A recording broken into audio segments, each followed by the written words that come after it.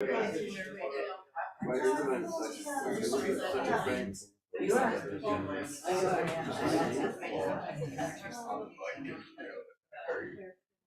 very different. No, it's great. Yeah, I stumbled on a community like this. Everything about it is used to be every year. Oh, yes, I think I heard that. Every year.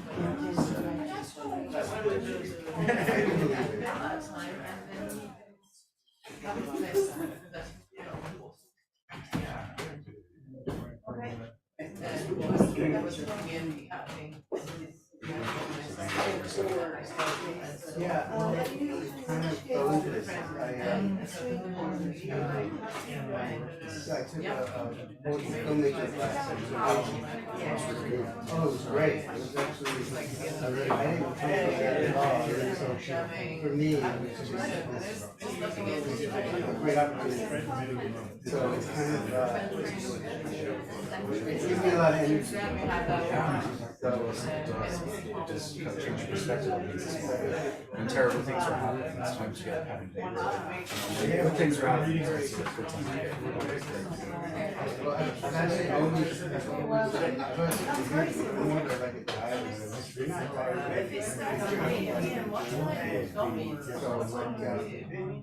back into the cadence of poetry. Shorten the words. Yeah, I know. Get rid of all the extra language. I don't know. I kind of stories a little bit.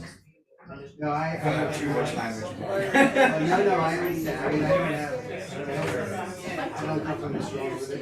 I've read and written a lot. I even do technical language. Disregard, do this,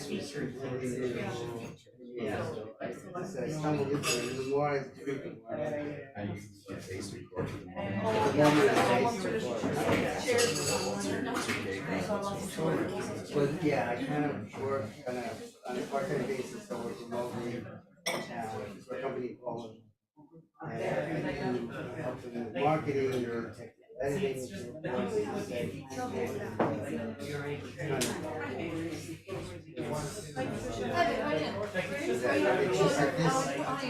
saw this class, so this would be interesting. That's how I so I've been to a couple of kids now and it's wonderful. I'm very well. Yeah, they do. We're known for our music and our. No, I thought of all the great, poets and writers that come out of Ireland. So how can you not be inspired? I have one. I'll get you one. Oh yeah. Okay. Definitely have one. So. Yeah. Oh yeah. For sure. There is. Oh, right? It is, yeah. Yes, right. These are common reports. Okay. So I picked them up in the class and I kept saying I would see him again, but I've been every time I go someplace he's Yeah, sure. No, that's fine. okay. So anyway, so there they are. Okay. So we're. Is that okay? I sent him a message. He's coming, but I haven't heard from him. Okay. Well, he kept saying, well, I'll meet you. And it's been a couple of months, so I thought, I keep bringing them around, which is fine. I can do them longer, but I don't. No problem. Okay. Thank you so very much.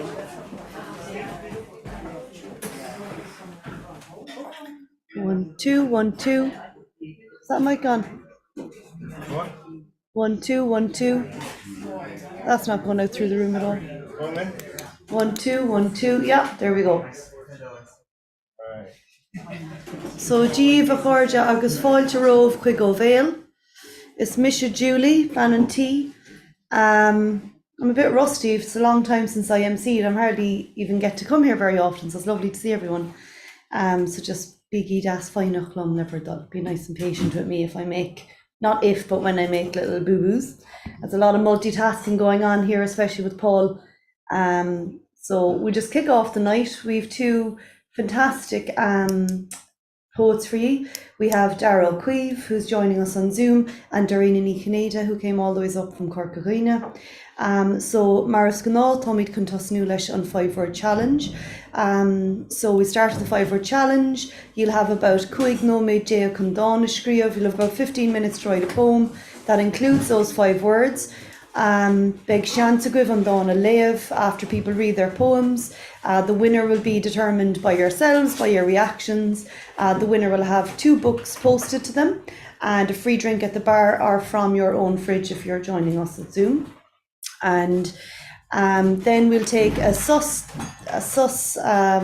quick break, and then we'll be back with our guest poets, and we'll finish off the night with the open mic, Mars Gná. So Maha Faunert, Donna Lever an open mic, Inishcom, and beg listed Dol Timpel. So there's going to be a list going around for the open mic, and Paul will be looking after all the IT side of things, so people on Zoom who want to read.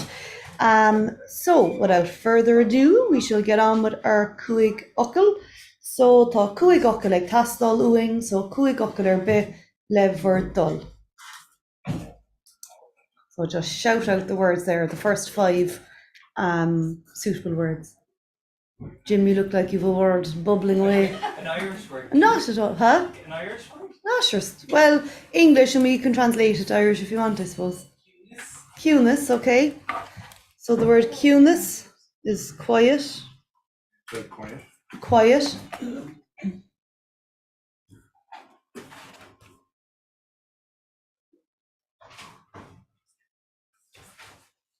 Sin focail amháin. Clogernach. That's correct. What's the... Yeah, so I'll let you translate it into English for us. Yeah, like clattering pots and pans, kind of. That's what I imagine it as. Clatter. Clatter, so that sound. Clattering, kind of a sound. Quiet. Clatter. Cueness, clogernach. Got 3, Ockle Uing. Lads, a room full of poets. Love. Why not? Love. Thank you. Rain. What was it? Rain. Rain. Okay. You're good. Quiet. Clatter. Love. Rain. Ceann one Ella. Did someone say a word? Little. Rain? Little? Little? Yeah. Yeah, good. Little. So our words are quiet, clatter, love, rain, little. Nos féidir leat lag an gael an scríomh más míle.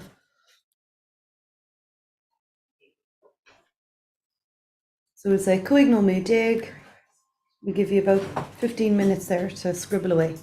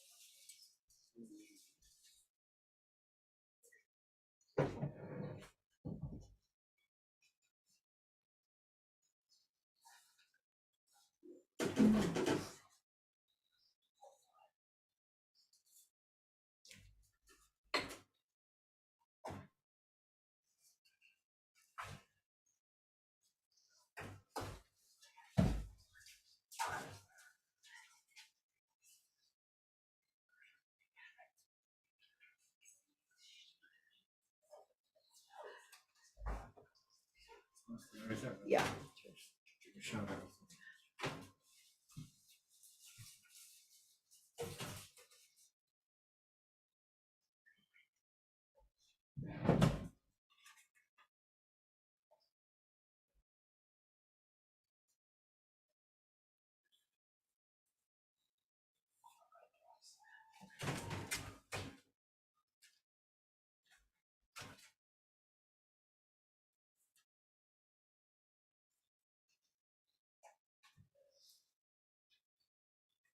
Silhouette.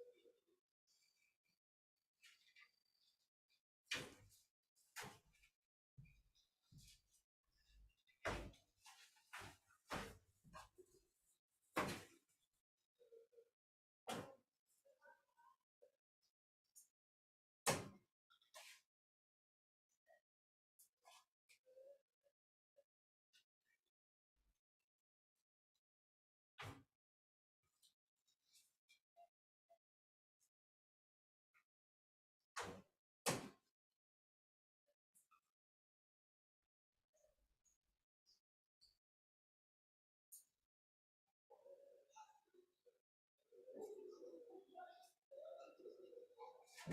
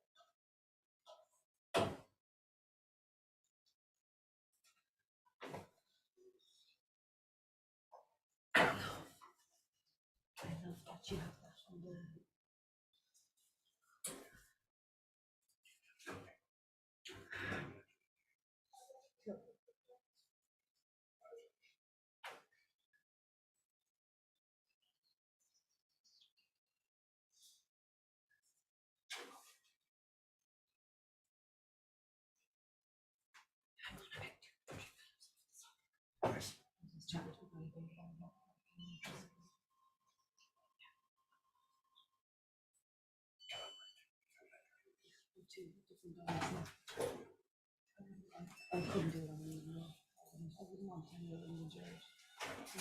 Not my strength at all.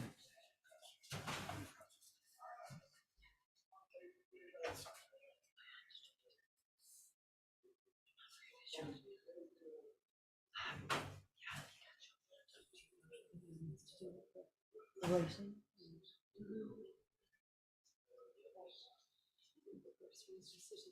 Credit to you.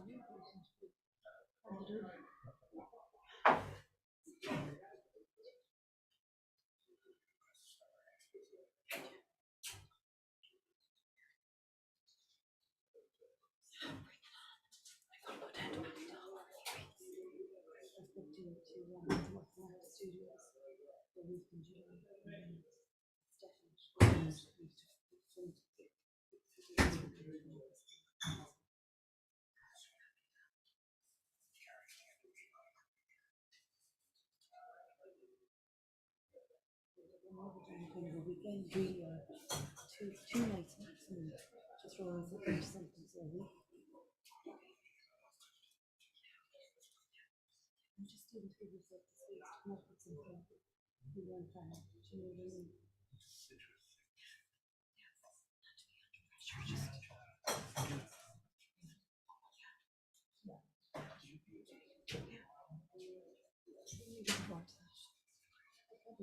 Or something. I probably haven't been a breakdown on my own for a week. I need it so badly.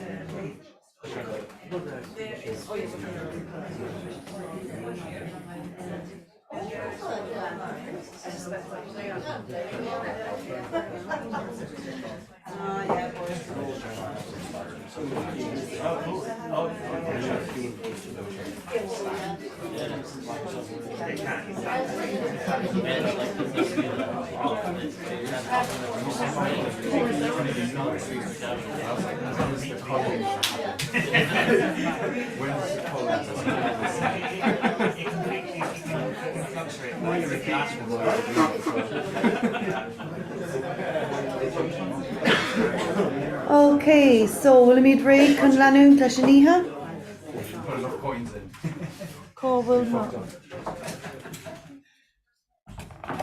So, Gramagov.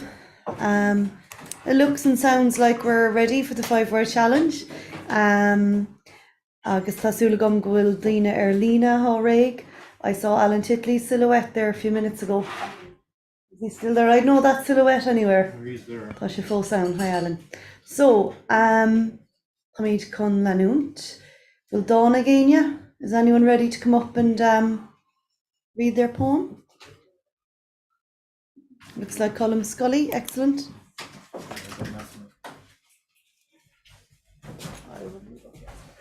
I really have to apologise. This is my first ever bilingual poem, so I have to apologise to anyone who speaks Irish. I didn't even have a phone to check this out, so. Cúnis anish, an Shomer Galer, tan cloganach in my ears. I want to write poems to Grálum le na Danta agus Arán. A little quiet for just a while, Cúnis bioganish, and I hope that the ceiling will rain with words. Ag corbá stíle focail.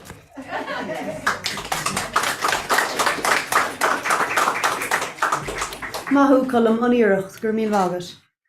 Antonio, looks like you're ready to go. Good man.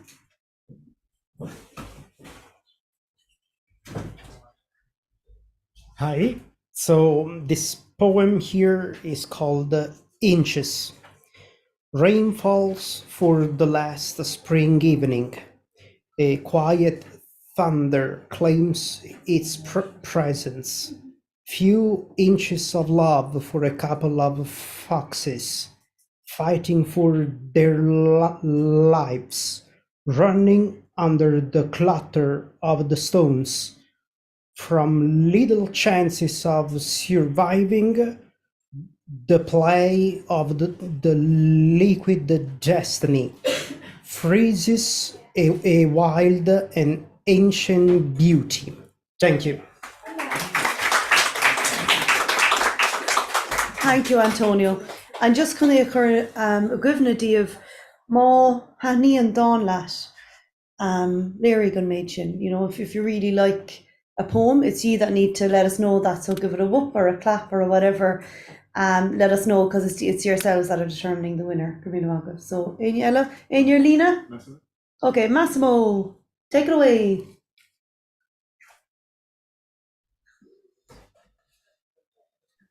Hello, hope you guys can hear me okay.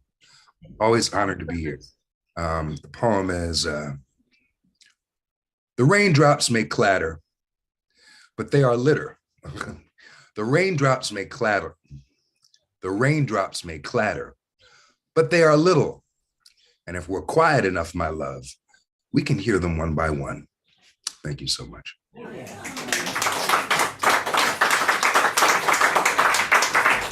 Good Massimo, thank you. We go back to the room, and we're back in the room. Caoimh go bhfuil Dawn again, taking the naked.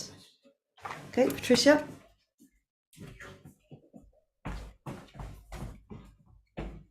I wake up in an agonizing time, no longer being quiet, nerves searing, to the flesh my damaged posterior. It's my fault for being caught in the rain, my fault for loving where none returned. All that's left is a solemn clatter, quiet agony in the midst of a little organisation. Thanks.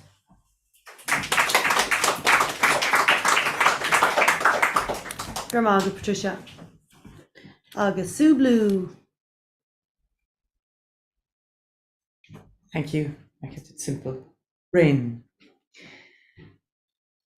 A drizzle so fine it's inaudible on the window pane, or a clatter so loud on the roof like a drum kit, or just a little spitting splattering the breeze. I never loved it, but there must be at least 50 words of rain in Irish.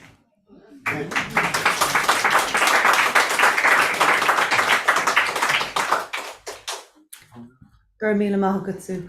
Agus inis ar lína we have Sfango. Take it away, Sfango. Thank you very much. Good evening, everyone. Hope everyone is doing really well. This is my poem.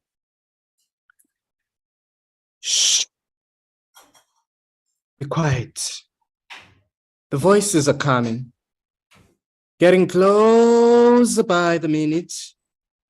Their message, an infinite clatter calling out for love to pour down like the rains, undo the dry spell cast before humanity's eyes, hoping strongly that they will be kind, maybe just a little, with this gaseous bowl they call home. Peace.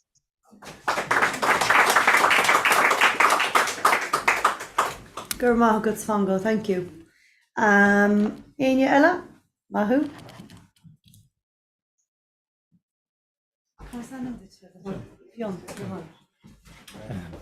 Fionn, so we're going to call this In the Evening. The little birds, the quiet rain. Who is listening to them? I crack open the window, turn down the radio. The clatter in my mind carries on for a while. Then the rain clears. I still miss her, but I'm learning to enjoy waiting for my love's return. Thank you. Gur maith agat Fionn. And Jim, hello. Hello, Julie. Although I've thrown out the cane from under the stairs, I sometimes still feel the old owners of this house, wonder about their obsession with brown fixtures. Did they crave the earth or the past and long for lakes of sepia? The quiet backdrop of inoffensive magnolia expresses itself in every room. It could have been love for the unextraordinary. Little by little, the shelves come undone, quiet at first, then a clatter. I peer behind and see into the void of floral wallpaper. I close my eyes and dream of when I'll water gun the walls with ochre, emerald, cerulean, reigning as queen of my Technicolor kingdom. Thank you.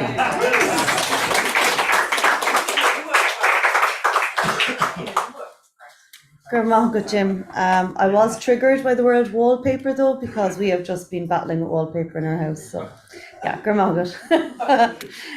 Aine Ella, Satomra. Brilliant. Sorry, we have two people coming up, sorry. And it's your first time at O'Vale? First time, yeah. And he only had about 5 minutes to write this poem, so serious respect there. Simple one. What's your name? Jack.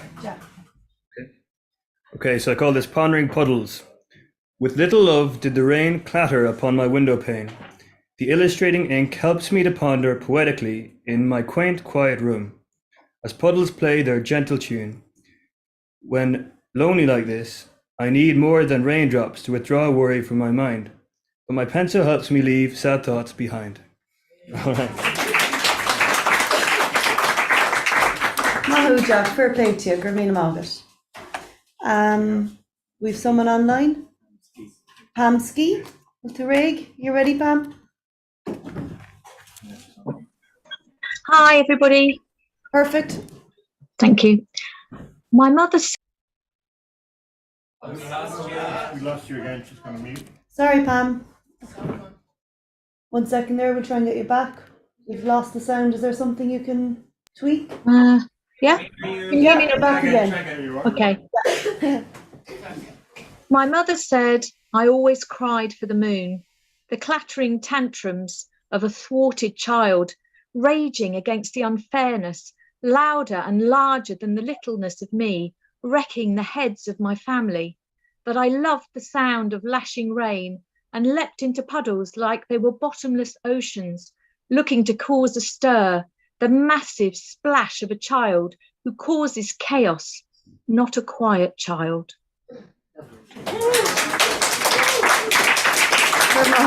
Thank you. So surely there's a few in the room. Mags, good woman.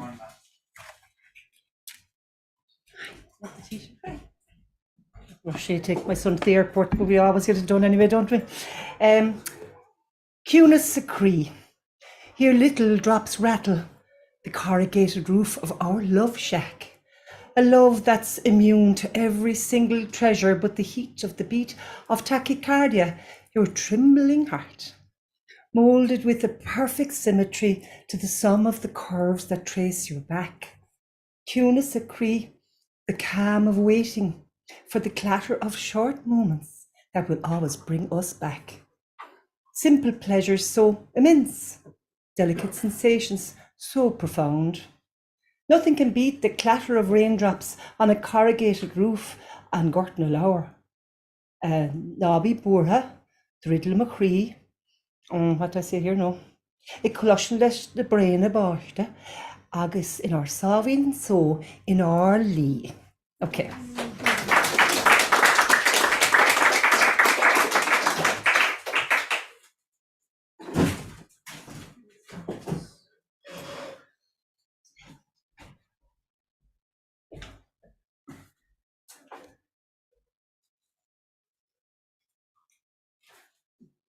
A hare with a coat of earth gallops against the drizzle and the rain.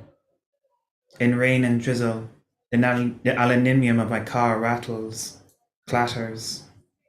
I'm on the clatter and the rattle, but the little things and the big things don't matter. Don't matter, because this hare is still.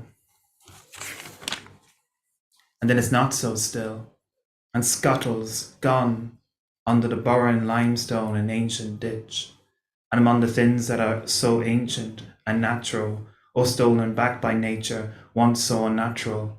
I knew it was my first love, and only love, in first sight. It was seconds, drizzle and rain, clatter and the rattle, hammering, the little things and the big things, the quiet things. Thanks.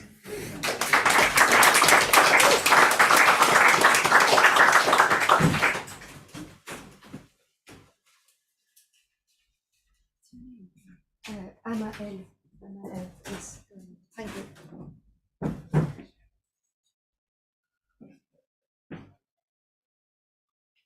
The clatter of your love is quietly in my hands, as to bear all the pains to shelter from the rain.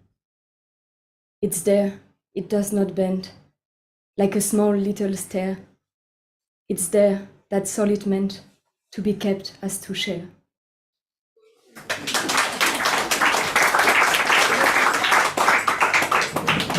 Thank you, Emma L. And it's also Emma's first night in Ovale, and just like her friend Jack, only had a few minutes to write a poem, so fair play to you. Gurmina Maga, thank you. As this is so hard, I mean, it's absolutely beautiful poems, and kind of blown away by some of them. Cúpla dán eile going? Way, good woman. Oh, sorry. Is it all right? Yes. I call this again. I want you to wake from the quiet cuteness of now. Look at me with the 100 eyes of Argos. My throat swells with the tightness of sacred peacock. Hermes carries my love to you on winged sandals of desire. A little minotaur splashes between dream and reason in that myth of soaking rain. I steal a thunderbolt from Zeus to clatter bliss from the terror of your silence. We will begin again.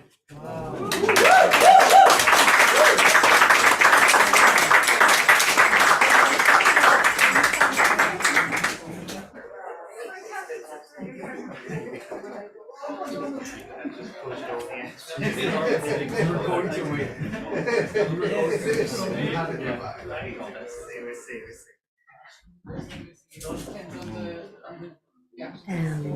prayer of the rain clatters upon the roof, sings a sweet refrain. A little piece of moss soaks up the love quietly.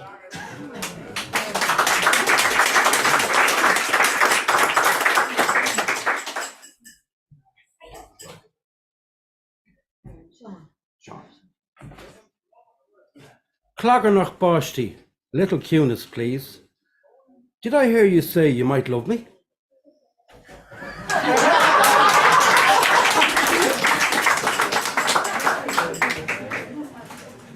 Where you had the word rain in there as well? I did. Oh, just making sure. Oh yeah. Oh no, just gonna back into. Our house are fad.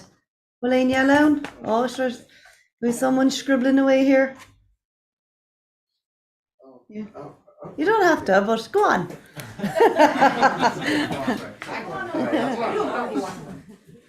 What's your name, please? Andre. Andre. This would be my first 5-word poem.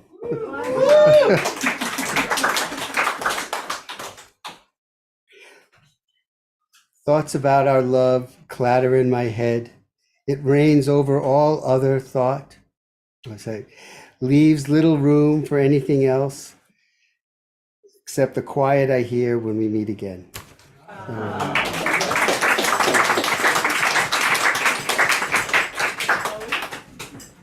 Thanks very much, Andre. Well done. Gurmila Margaret. Right, lads. Anyone else? Hey!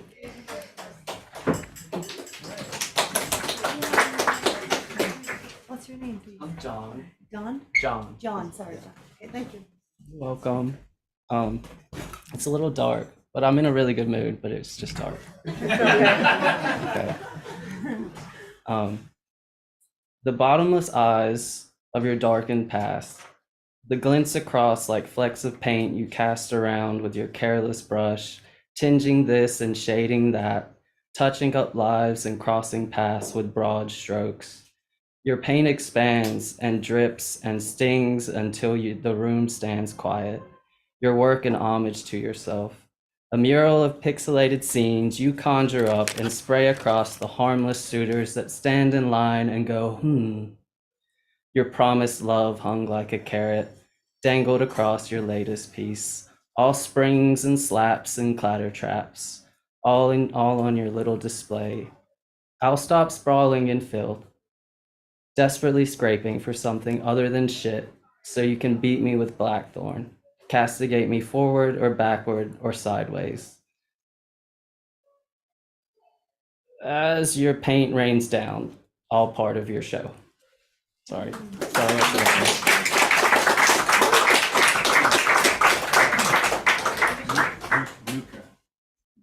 Thank you, John. And we welcome the darkness as much as the light at O'Vale.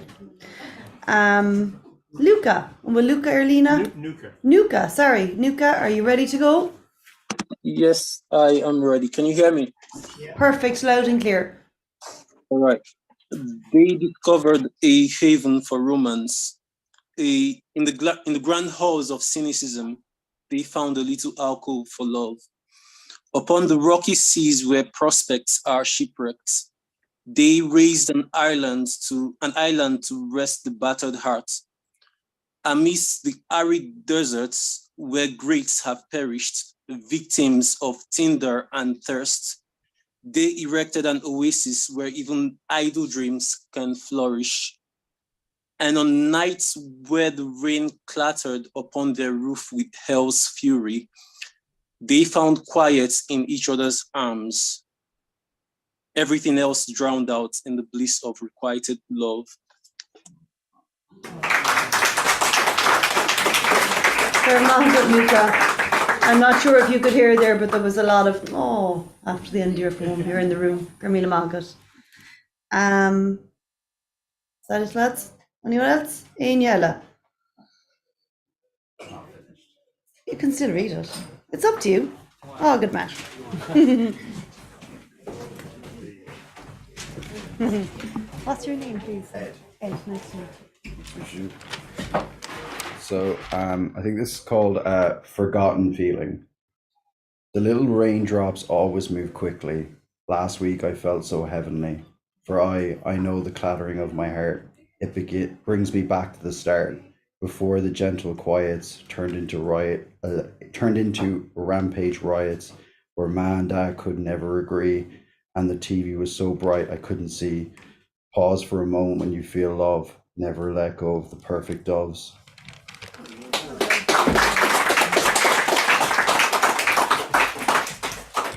Thank you, Ed. Give me a moment. Okay. Ainella? Okay, I'd say most people have actually, in the room, have actually read. That was wonderful. Thank you to those online and to those in the room. And as I said, it's yourselves that determine the winner. There's poems I'd love to hear about. 4 poems again: Sue, Karen, Philip, and there was another one as well that blew me away. But definitely the one that stole the show tonight is our visitor, Sean. Ar wallet ar Michel lever reach le dol. Hello, Sean. Champion. 5-word champion. That's tough to scream. So ar Michel lever reach le dol. I was big joke. Take here than Bardet. Okay. Gurmagad Gachina, thank you very much, everybody. Clogernach Bashti, a little cuteness, please. Did I hear you say you might love me?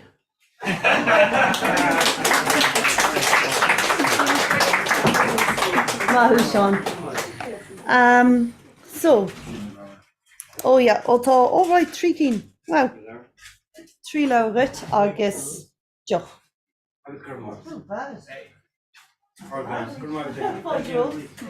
Okay, so gur míle maith go galéir as we're on to live.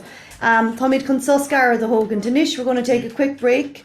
Níl susnish. Oh lads, I was looking forward to an old sus. Okay, sorry. Okay.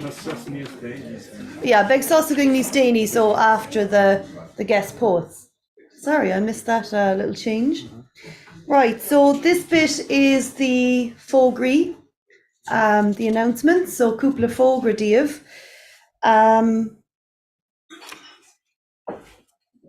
As you know, and I presume agree, Ovale aims to maintain a safe space for writers and all attendees.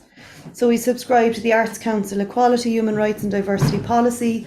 We ask that all participants to report any offensive behaviour to us at Ovale, if that were to occur.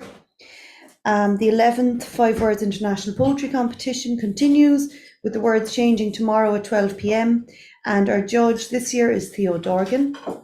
The words for the 9th to the 16th of May are hold, ordinary, code, shift, and nuclear. Mahan the focus you knew to reach just Kirkeshterm. So there are words. The competition, the Ovale International Poetry Competition, will be accepting submissions, or is accepting, submissions until the 31st of August. Poetry film, did I not say that? Sorry. More details are on our website at www.ovale.ie. Please be aware that the night is recorded, this event is recorded, and will be available to listen back to on MP3, on a podcast, and on video, via Ovale's website, social media and Vimeo channels. Our featured guest poets on Monday the 12th of June for our Cork Harbour Festival are Sarah Hymas, and John O'Donnell. We're welcome to attend, everyone's welcome in person or online. If you'd like to participate via Zoom, please email info@ovale.ie. Thank you to everyone that's kindly offered donations. The donation jar is there. If JJF wouldn't mind just lifting it up or passing it around, please.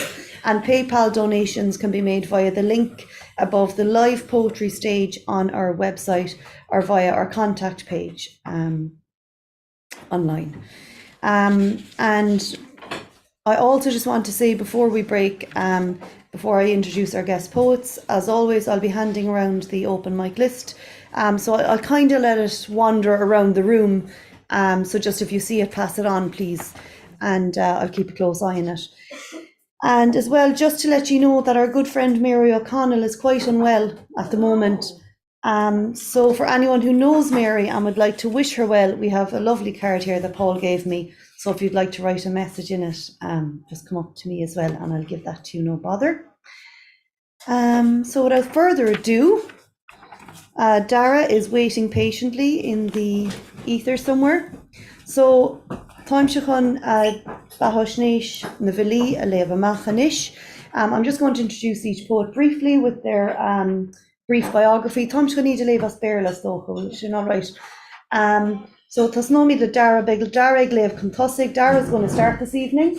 Will I introduce both? I'll read both biographies now, or will I do it separately? I'll do it separately, so I'll just introduce Darragh Nish agus and son, Dairena. So Darragh, fáilte wrote Darragh. Darragh Caoimh is from Kinturk, County Cork, and a graduate of Law and Irish programme at UCC. He was awarded a Fulbright scholarship last year and is currently teaching Irish in the US at the University of Montana. I hope you might tell us Beagání Mayolar Shin, Darragh. His poems have been published in Cúr, Motley and Anas. He was awarded Dúisí Longáin by the Department of Modern Irish UCC 2019 and won a prize at the Oireachtas the same year. Fáilte wrote chuig ó bhéal Darragh, ganairí leat agus go minic tú súpa as an léamh. Mura míle maith agus díobh go léir. Can you hear me all right? Oh yeah. Fearfa. Anava, speaking of Clogranach, I really enjoyed all those poems. They're fantastic. And I'm here in the library. I got a quiet room, or so I thought. There's been a few loud bangs. Apparently they're working on the roof, so there might be a bit of Clogranach while I speak to you this evening. If there is, I apologise, but hopefully they'll stay nice and quiet above. It's more an ordum a bheith léamh ag ó bhéal enough den chiaadúis. Agus tá mana bheith ar fad díobh go léir asocht an chuide, agus na fáilte fiúrúil sa choróm, agus buíoch go háirithe le Paul a chuide gach códarm agus tá mana bheith tíos a fóil. Agus is mór an ordum leis a bheith léamh a thamsa anocht a Dairena, agus is trúlam nach le mán chun bóla leat agus líbse go léir ach big úr eile ann leúnmh dé agus go bhfuil ná go múla míad hir I gcur go bhíine lá éige de Dairena tá súlagam. As we were saying there, I'm in the US at the moment. I'm not actually in Montana. I've just finished my 9 months teaching Irish there at the University of Montana. I had my last class on Thursday and I'm here in Seattle. I'll be traveling for a few weeks on my way back to Ireland. But why did I go to Montana? I suppose when I told friends and family that I was going to the University of Montana in Missoula to teach Irish, they kind of had two questions for me. The first one, where is that exactly? And the second question was, why? And what they didn't know and what I didn't know and was soon to learn was that Montana, big massive state in the northwest of the US, half in the Rockies, half in the Great Plains, actually has a long-standing kind of Irish-American community with a kind of a proud and colourful and interesting history. The first governor of, the first kind of acting governor of the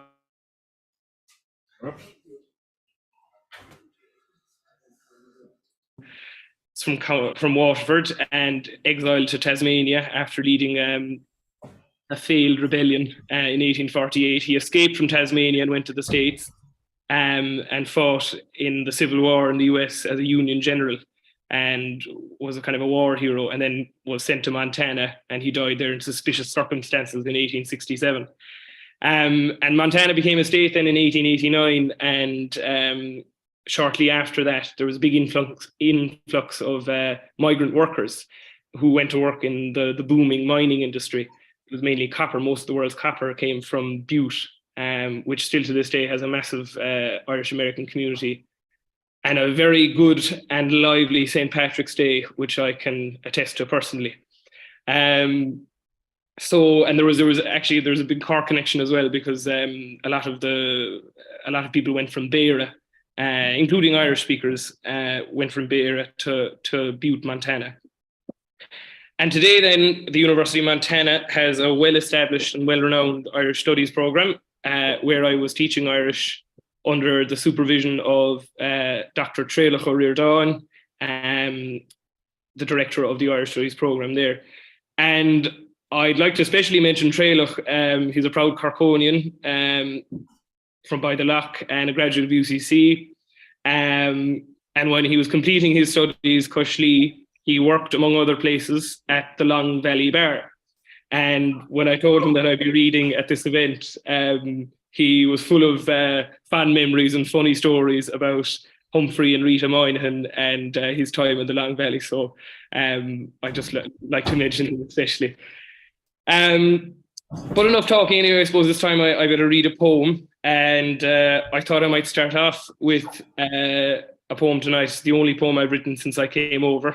So it hasn't been a very productive year for poetry, but I like to think that I was collecting ideas and getting inspiration. And I suppose fittingly enough, maybe the poem that I'm about to read is kind of about ice and melting and mountains. I say fitting because I was living quite near Glacier National Park, which I visited. It was a very cool place to visit if you ever get the chance. The name of the poem is Sliabh ag Cuine, or A Mountain Keening. And it's a poem, I suppose, about change and losing things and losing people. And I suppose when things leave or go away, they're not there anymore, obviously, but they are in a way because they often leave a mark and often leave quite a big mark. I think of a glacier advancing through a landscape and how it carves out valleys, or even when the glacier melts, how the meltwater is, throw boulders all over the place and carve out rivers and stuff like that. So I'll read the poem in Irish for you, but I'd just maybe like to point out a few phrases in it. I don't have English translations of my poems, but as I say, I'll just point out a few points in it and kind of give you the story of the poem. At the start, I use a couple of phrases. Smear Vullig is kind of like the cherry on top. The word mullig or malach meaning top or the top of a hill. So bright, smear Yal Vullig is at the start of the poem. That's a kind of a bright cherry on top. Capeen Bawn then is like a white cap, and that would be at the top of a hill. If a hill or a mountain was covered in snow, you'd say it might have a Capeen Bawn, a white cap. Other phrases, Law na Shach Shean is in there as well, which is a stormy day, the day of 7 storms. That's in it. And the phrase then, I suppose the other phrase I should mention is Laita anuas. Laita being the word melted, Laita anuas, melted down on someone. Obviously snow melts and ice melts and stuff like that, but that phrase as well, it's kind of an idiom which means if you're mad about someone, I suppose, you'd be Laita anuas eranunison. So that's the poem anyway. And I'll read it for you. Sliabh ag Cuine. Ma smear Yal Vullig, ma Capeen Bawn, ma vrat rolónrach, ma bhionán án, ma chara tríd na Shach Shean. A chánig lá an ghrian de réir an rachta, an lá a hánig coscart úd an tnachta, an lá a dogthu, Laita an uasarum, onum, trium, quidium de reanicha, enish agus festa.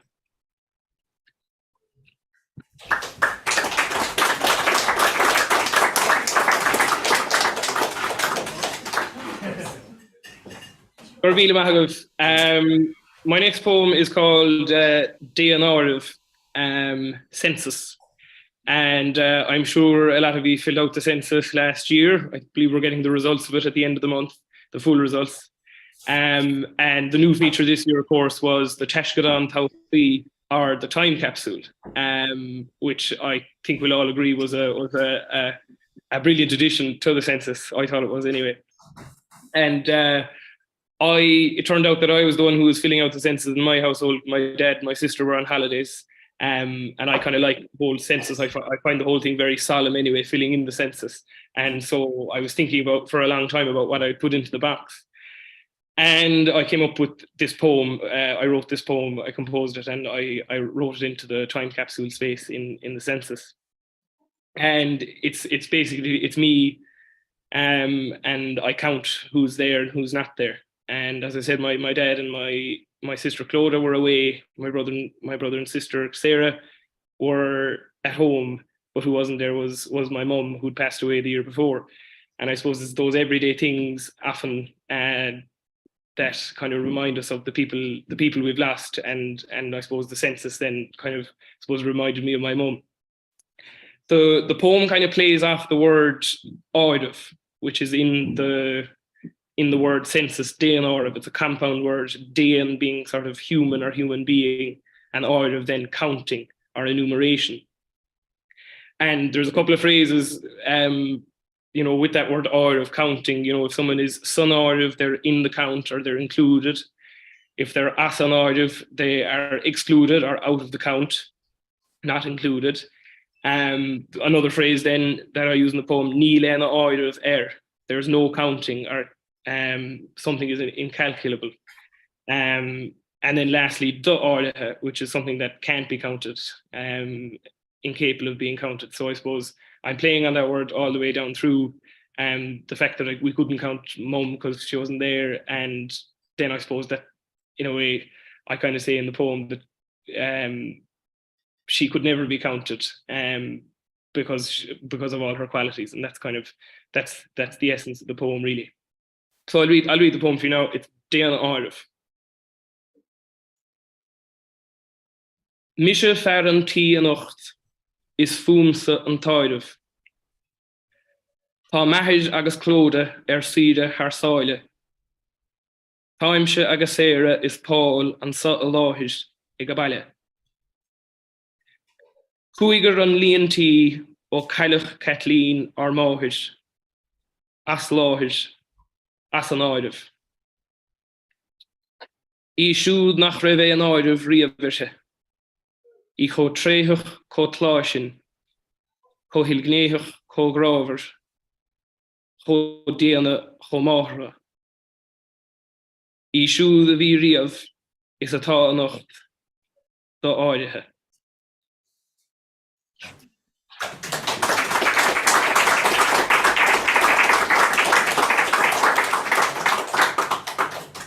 I should mention I got a bit of a slagging after for that poem because I called myself Farron T, the man of the house. So they thought I was taking liberties, especially because my older brother Paul was in the house. So it was really, he was the man of the house that night, but he wasn't bothered to fill in the census form. So I took the poetic license there. Next poem I'm going to read is a poem that's a Cork poem in my head anyway. And it's set in Cork anyway, and it's called An Chathair Gríomháin, which is the Irish for amaze, and made up of the word chathair and Gríomháin, and chathair meaning city. Chathair, I love the word chathair in the Irish language. I love the sound of it.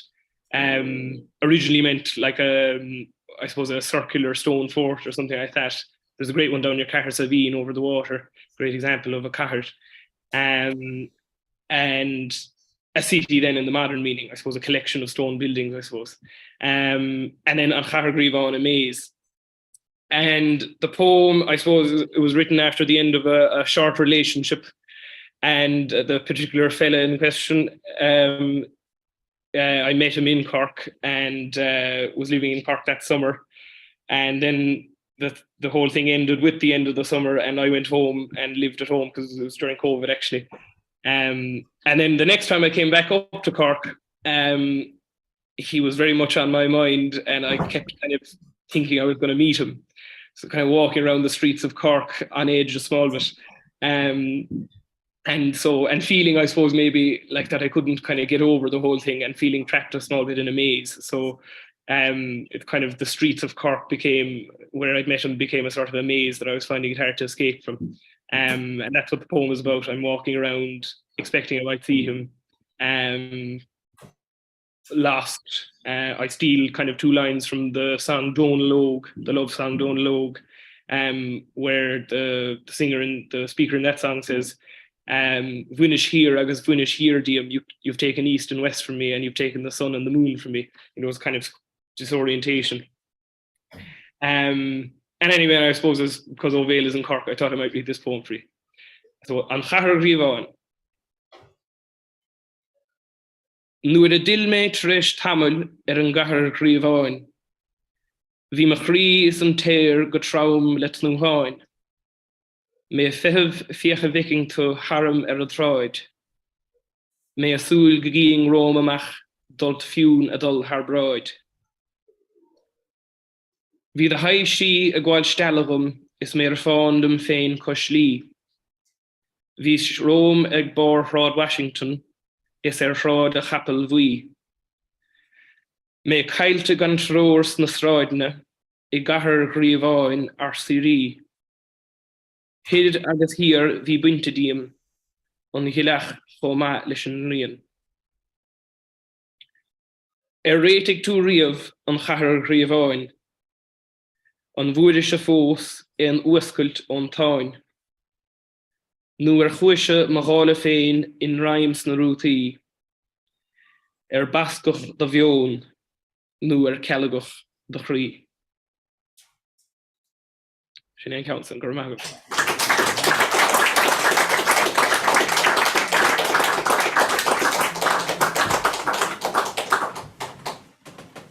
I have one more Cork poem, and then I'm going to go back to Kerry and nod to you, Dairena, and finish with the poem that I wrote.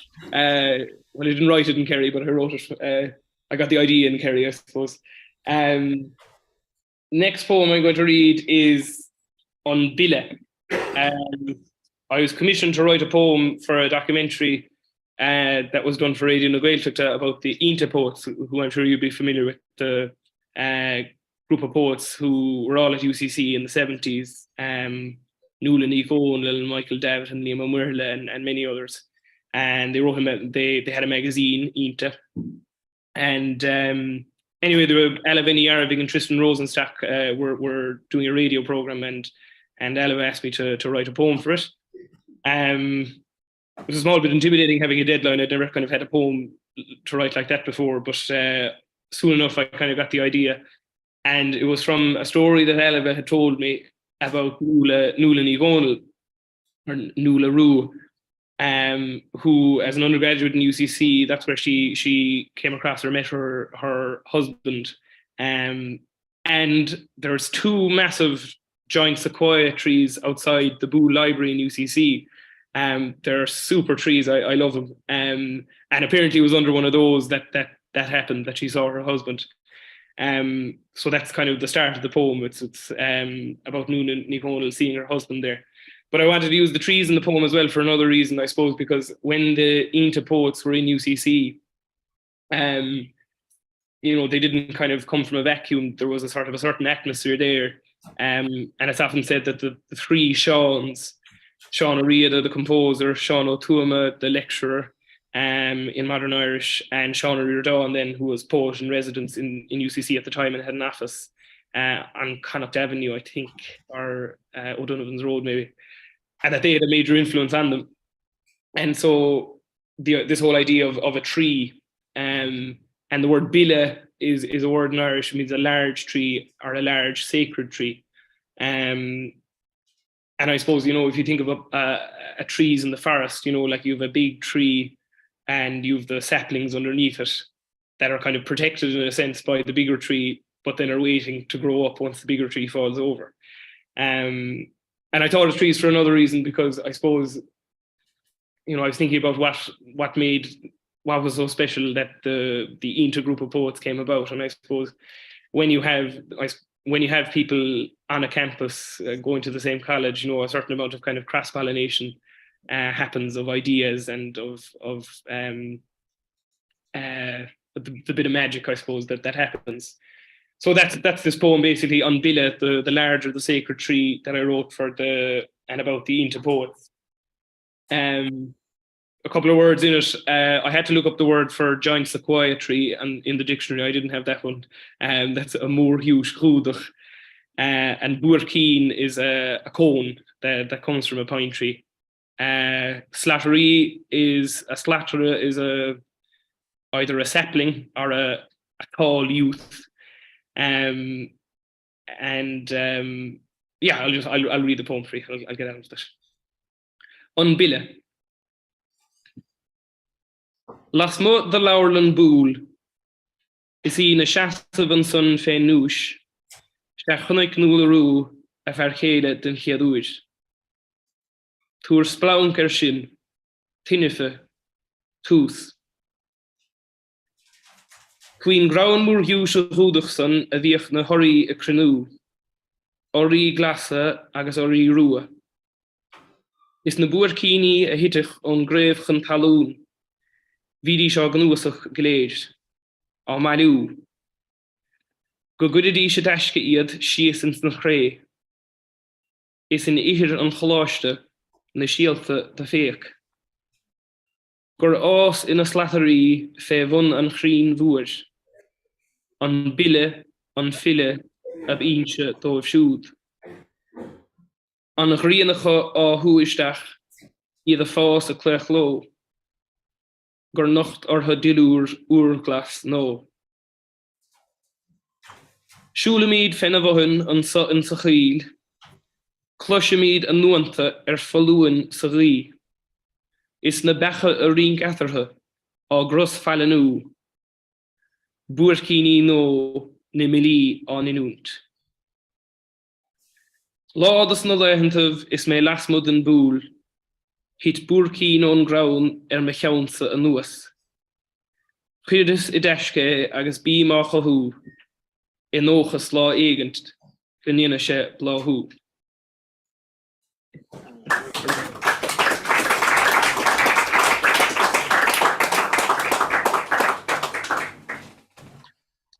Gormíle maithagah. An dá Dairena chaléthe mé ná Irian. My last poem is called Irian or Orion. And it's based kind of on the story on Budach, which was in a collection of stories collected from Peg Sayers called Scialta on Lascéad. The English scholar Kenneth Jackson collected a number of stories from her. It's a wonderful, wonderful collection of stories. And Peg obviously gets a lot of flack, as we know. And it's, I think really in that book you really see kind of her humor and her spirit and her skill as a storyteller. But this story anyway, which I'm sure Dairena knows so well, and if I get it wrong, Dairena, please correct me if I've any details wrong. But the story as Peg tells it anyway, and as I remember it, is about a Taoiseach in Prost Amurach, north of Dingle. He was married and had a wife, but they didn't have any children. And one day his wife went down to the Cuas, or the cove, and went swimming. And when she was in the water, she saw a shadow of a man, or so she thought, and she started to rush out of the water, and she kind of got stung as she was going out, and got up on the beach anyway and kind of collapsed, and woke up a few hours later, went home, and 9 months later had a child. And he was a fine, healthy child, very, very big, and they called him an Budach. And he grew up into a fine man anyway, and he inherited the land from his father when he died. And he was very popular. He got married himself, and all was going well for him, really. But there was one thing that bothered him, and that was that he couldn't fall asleep. And he didn't know why, and he felt kind of different. And one day anyway, a scholar, the kind of a wandering scholar, called into his castle, and he asked for lodging for the night, and the Budach said he could have it and fáilte.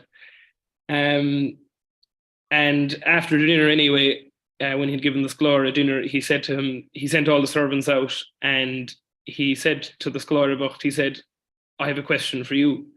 And he explained his predicament that he couldn't fall asleep, and would the scholar have any knowledge about it. So he consulted his books anyway and came back to the Budach a while later and said there's this, I suppose, race of undersea people who live out at sea underwater, and they never fall asleep.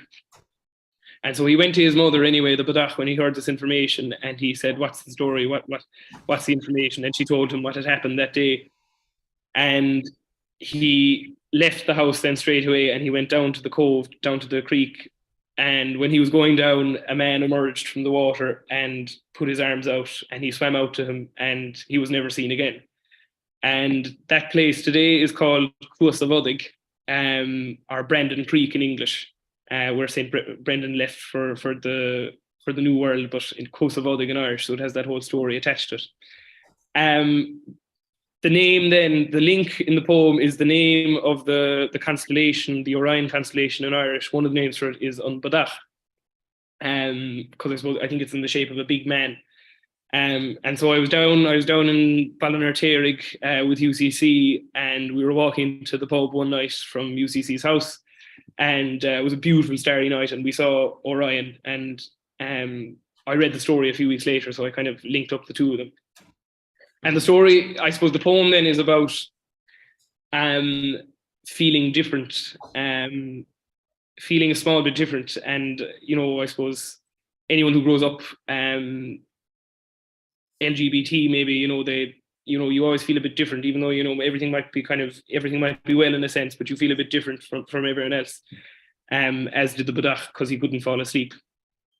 So I'll read you the poem, and thank you very much for listening. I'm delighted to get the opportunity to read poems to you and to be able to join you virtually. So thanks so much for listening. I'm looking forward to hearing the poem Dairena reading and all the rest of the night's activities.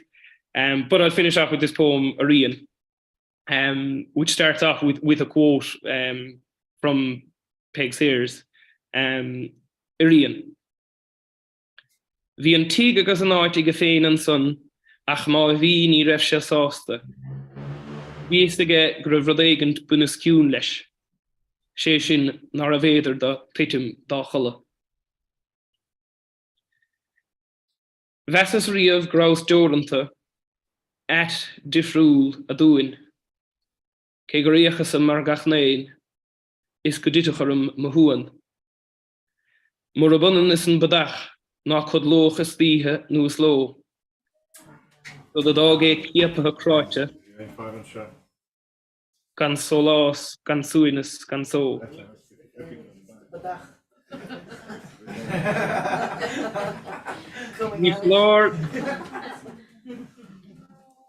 Ní falár nó gur chuig mo bháthar lá as ná. Gav Malishgil Darragh, Caoimh who and son of Gorku Blight say for his second. Mr. Lever Reach, they has no reach at all. Dine agus fáte. Arian. Bheasas riamh grás deoranta, at difriúil a dúin, cé gur riachas an mar gachnain, is go ditachar mo huan. Mor a bunan is an Badach, ná chud loch is títhe nuas ló. Rud a dog céapatha cráite, gan solás, gan suinas, gan só. Ní falár nó gur chuig mo bháthar lá a snáb a muc in sa fuas. Gur prucach is gur chudal si, is gur bhuascail an son as a suan. Is tuci go lá gur ráit a snáb amach chun mo bhaile fó hín. Ach idir gáling fiacham is títhe an spéir, an Badach, is a chliamh. Chinnéide, gur míle maith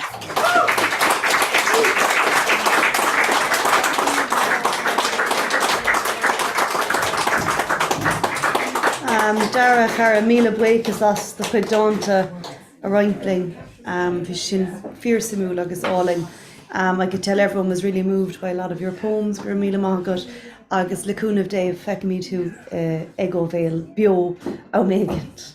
So tauchi. Míle maith. Gur magadéin. So tá míid con bugaraig le Dairena.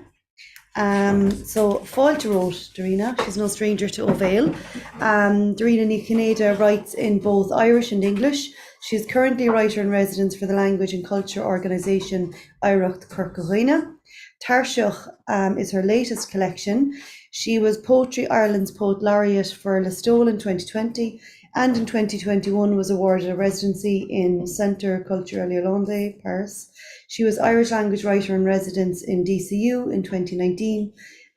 She has published poetry from English, Polish, Lithuanian and Russian into Irish from the Munster Literature Centre and Imram. Agus tá CDs ag Dairena Dairena Nucht. So Dairena has CDs of her latest collection with the music of Steve Cooney and Ronan O'Snowdy. So I mean, you can't get better than that. It's only a few, so. Ní lá cúpla ceann na kiss. So fáilte rud rís Dairena gnairi leat.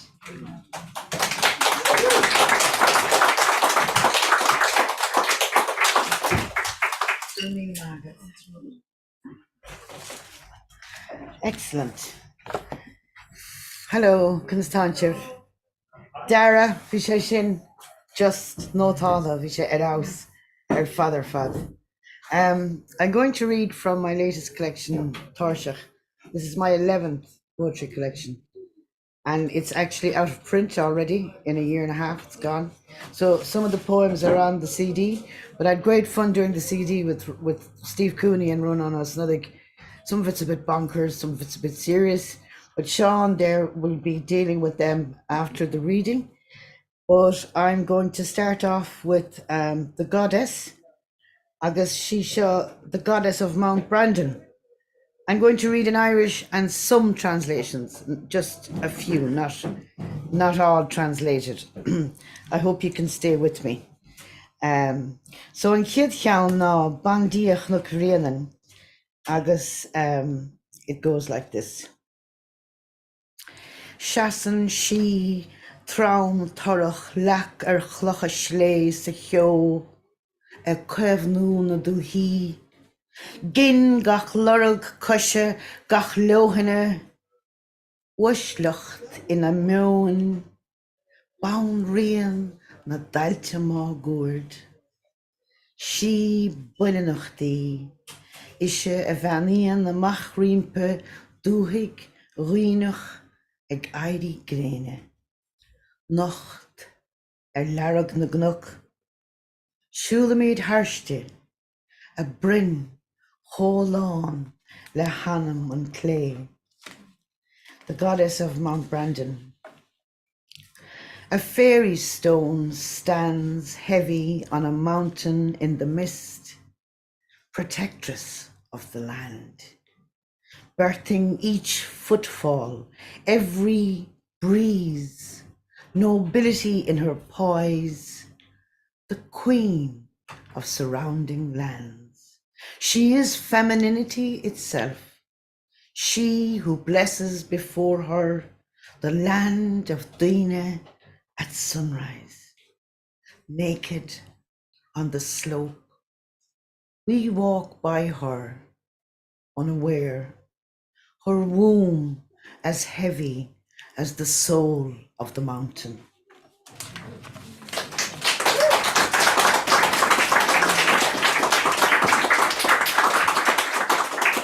I'm going to read a love poem now. This is one of my favorite poems.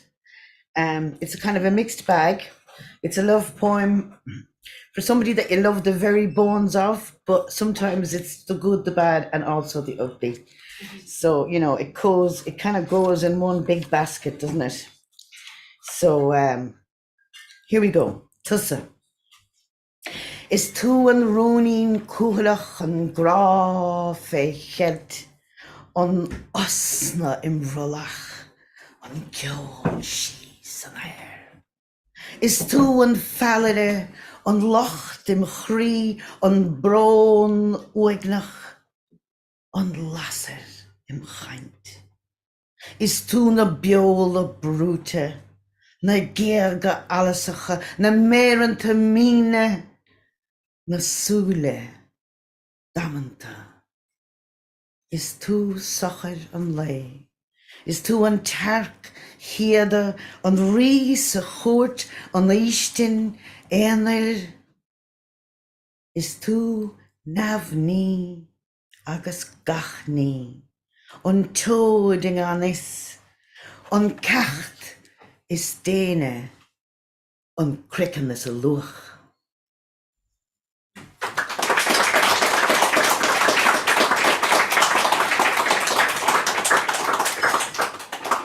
The next poem is called Máthar na Cruinne, and I was asked to write it by the Franco-Irish Literary Festival a couple of years ago about the state of our planet, and I wrote it from the point of view of Mother Earth, and I love it. And I have an English translation of it, but I forgot it, so there you go. Máthar na Cruinne.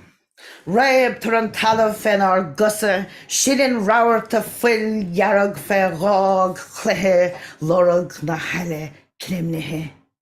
Clete ein fánach, kiasta an grey. Queenan an chrinne a cás le dán, ada go lá an luan, gudagach leis. Lean lán me, ná lusk ma chud craniacha, ná lag manamsa go talamh. Shilrig all na mahasa, bua na buninachta, Máthar na galí, grasta na gréine bui. Airigi a mach I gine aspa tulla. Lig lú, lig big, ná lig sinna gahú. Ceol bín na se cuislú mar a bheith srahán. Síl ag peca ag léigh lan grá. Tíde lán ag trá. Ramagah.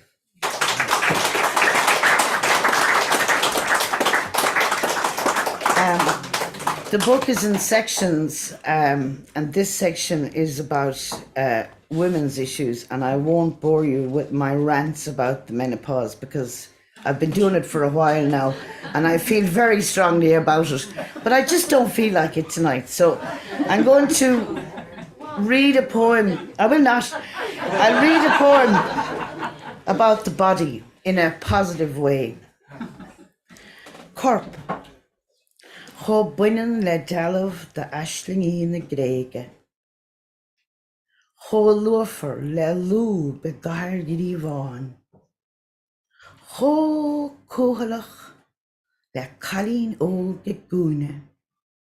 Cho canasach le lón buineann. Cho grábhar le leanán dílis. Cho ceann dána le hairc ratha. Cho seasamhach le carigéanar. Cho bog le criccan siada. Cho farsing le léir scáil manama. Body. As feminine as a statue from a Grecian dream. As agile as a loop in a maze, as shy as a young girl in a corner, as authoritative as a lioness, as loving as a faithful lover, as headstrong as a horned goat, as steady as the rock in the ocean, as soft as silken skin, as broad as a map of the soul. Thank you.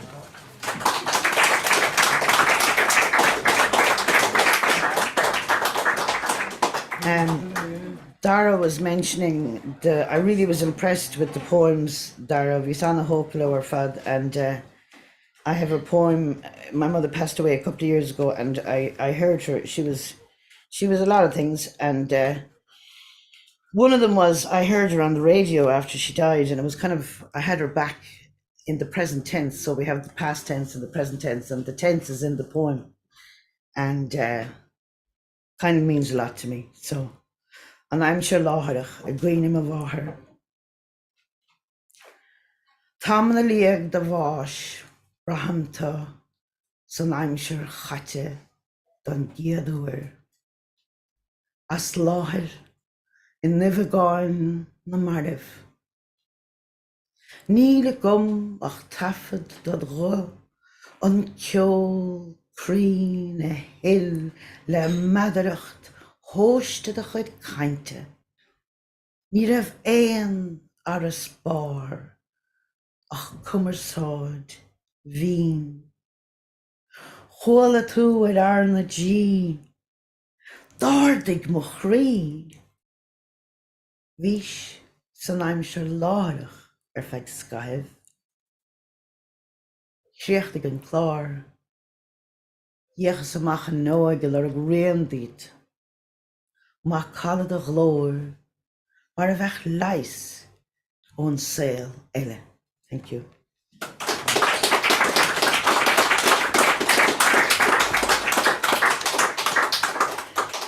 I'm going to jump now from the book to a poem that was written in response to an installation of 235 white symbolic crosses in a field in West Kerry by Brandon Begley in protest against planning regulations which were impeding us locals building on our own land in our ancestral villages. And the white crosses represented the population in 1841 and then dwindling down to 12 households represented in red crosses in 2023. And there's a translation of this. It's part of a documentary that Brandon made about this very issue. But it just blew me away, walking in to this field on the side of a mountain, just where I was reared, and to see all these crosses. It was just the most powerful thing. The Brandon Begley. In Ngort the Gros, tá chorí san air. Lauren an talamh teanga na sínsir.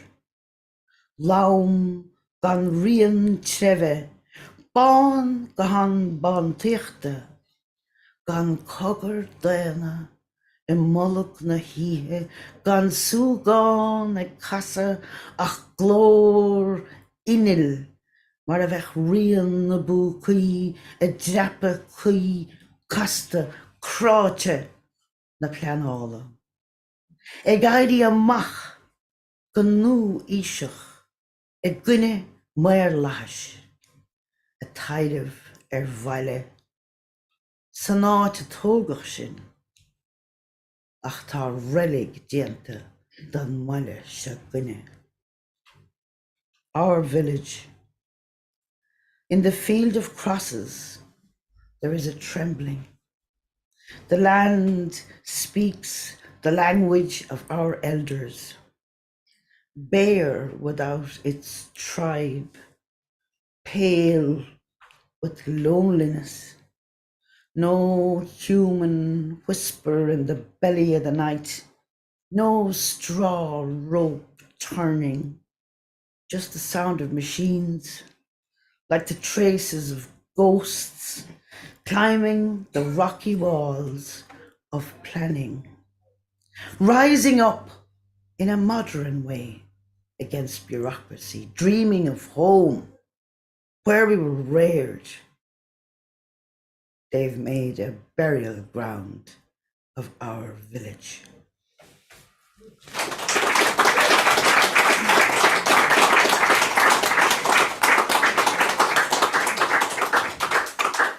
I'm jumping again from the book now. A couple of years ago, Darragh was talking about Peg Sayers. Not everybody's favourite person, but I'm kind of fond of her, you know. And I was given the opportunity to write a kind of a new version of this woman. So they're in English and in Irish. They're not translations, they're separate poems. But this is how they go. What we did was, the artist I was working with got the slates from the roof of Peg's house, and then we engraved the poems on the slates from her roof and had an exhibition. And this is what came up. With permission, by the way. Slinte feig. Chilin ráirta scialta fé hlinte feig. Síalta ársa ar nóchas. Fitigus nasta ag an eilintóir béal go bíogach beover a maur lena stór focal. A thug sí wahile faun. Frital na man. Racadacht síl. So loss is though loss on ray in our varshi. Ivrido.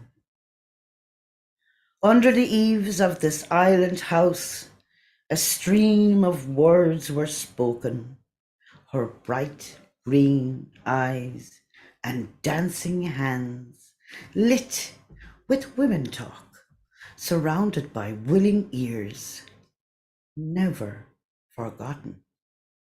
Ivrid she. Munamechan talánachas, Nívechan pegachas, is Umar Shanachas a linner na soul, Buick na hinshin te bail, go da humerach, gal gairach, Severis in aperti toaste, geir húsha hagene, buan in our guine.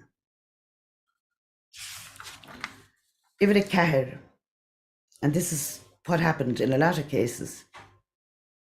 While tearing off the covers for target practice, a whole generation missed the point of this crowned queen of oratory, the smiling beauty, sharing the courage of women in a man's world.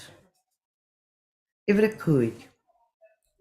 Cimod sí lena slinne sé se posta, taisce chrín in a cuine ach tríochta, a hárigan réaltocht laum má gúrdere. Le cricken na chudder scéal, de bhúnlig siad in a haníon veil. Severis is treshe a dúchas. And the last one is, she's more than a book peddled for the cause of cultural nationalism. She is a woman. This incarnation of Irish lore told stories to be heard by the ear with gracious ease for scholars and friends. Her poetic turn of phrase spun with an individual slant, her pipe in hand, eternally sharing.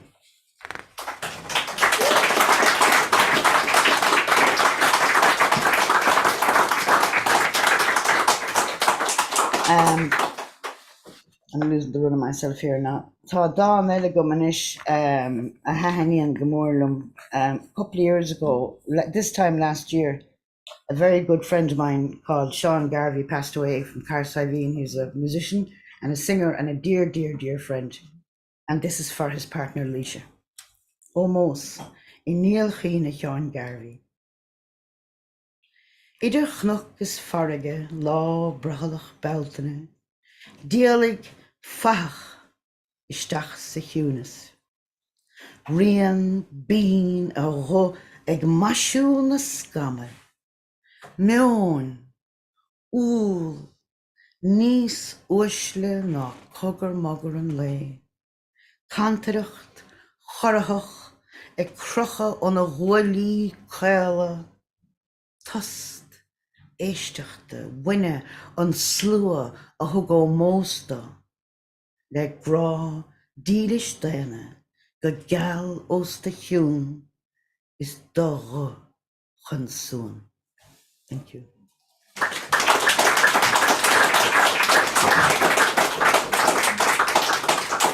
Shadon Mariala Ontanga, and I feel very strongly about this poem. I adore it. It's about, I'm a native Irish speaker. I grew up speaking Irish. My mother was from Mayo. My father's a West Kerry man, and they were both teachers. They met each other in Dublin, and there was sort of a glass partition between the two classes, and he spotted her. And I'd say the spark was instantaneous, and 8 children later and a happy marriage. You know, it was deadly, you know, and it was great to have the language. It was great to be able to speak it so naturally. It was only when I went to college in Dublin that I realized that it was a political issue, that my language was a political issue, that my name, Dairena ní Chinnéide, should be Dairena Kennedy. And I'm going, no. For 3 months in first year, I was totally mortified because nobody could say my name. Nobody could spell my name. I may as well have been Greek, you know? And I was going, this is my language. This is Irish. You know, why are you calling me Kennedy? My name is ní Chinnéide. Anyway, enough ranting. Tanga hochas. Brahmi. Cogar chisle a rihan trim. Braham lúb na vocal. Brehan na drav. A lauren tanga or shincher.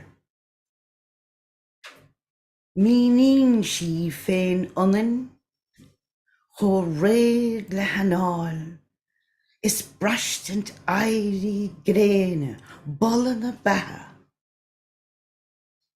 Braham rian tangan.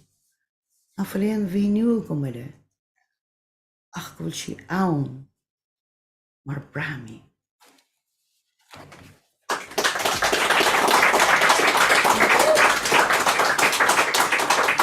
And I'll finish up with the translation of a Ukrainian poet, Hanya Kruk.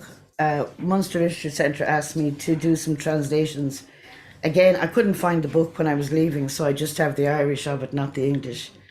But it blew me away, you know, it was really powerful, and it was great to get the opportunity to work with this, you know, contemporary Ukrainian poet that meant a great deal to me the more I worked on her stuff. So this is a poem about a mother sending her son off to war. An bmhathair. Duine a heasaíonn idir tú agus an bás. Ach cábhas cén méadú ullach a heasóig mo chrí san áit atáir. Is dúil go nine duine na éigean paidir óireacht de hon. Fiú in a bhocla féin, fiú is ná fáisce go lábhe, ná dodaring lúne. Ag buint na cosa os na sú talún sa gáardín, is cuinim go agus léas a béaldait, nuair a bhís beag. Tuis a caire a bhrú sulla medís abig. Tagan cogur chrí. A bhás. Níl sé takathe chun a bíochta go fóil. Tá sé glas go fóil. Níl de bhílseacht sa tail blaistige ná sú talún gan ní. In pímarta dhé. Ná chuir sa bhear na baile. Led hol ná ce cahanna rochédaí a nuasair a dhé ní hóldam fiú an cuma atá I rochéad. A bhic. A bhic. Níl unam an coga a hawlú. Fiú chumhénig. Ramína mahagah ó bhéal, chuirs na gaeilge, Paul, and very well.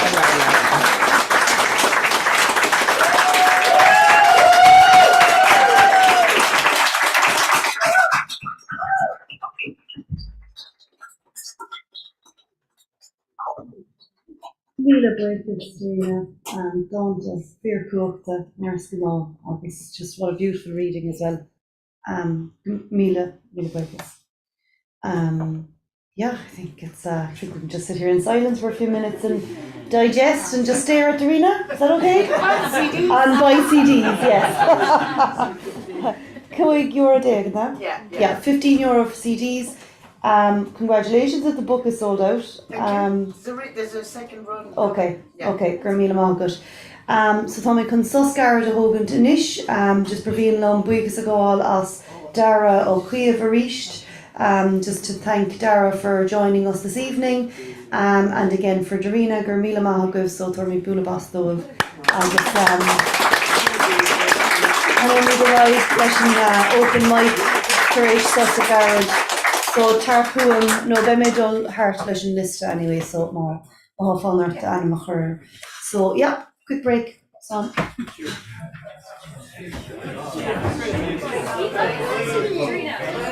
Patricia might be here. What's your name on? I was going to say something and I thought, no, I meant to talk. I know that my heart was you can have some. Yeah.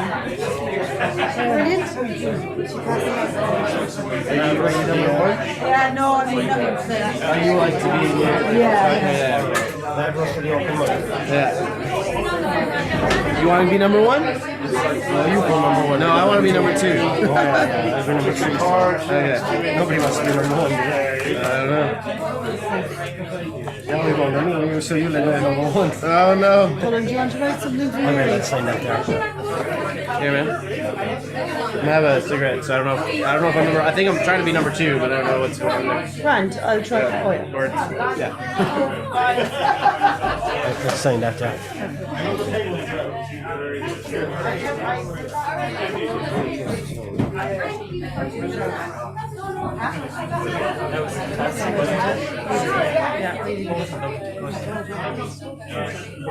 Total what?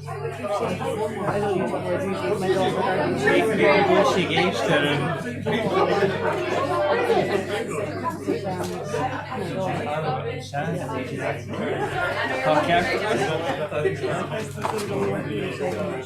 Right, Pion and Son. Oh, Mary, Vader, yes. grab one from the table there, maybe. Oh,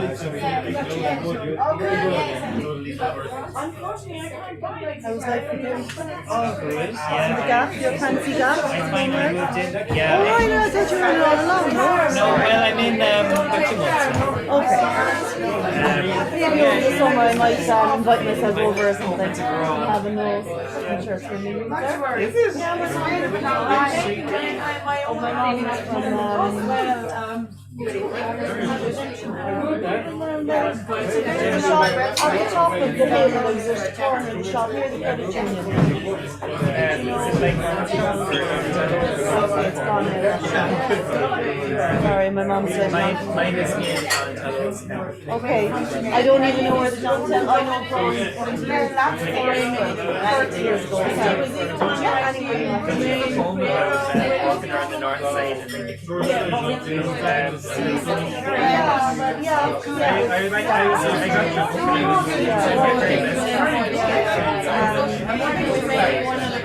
Yeah, the first one.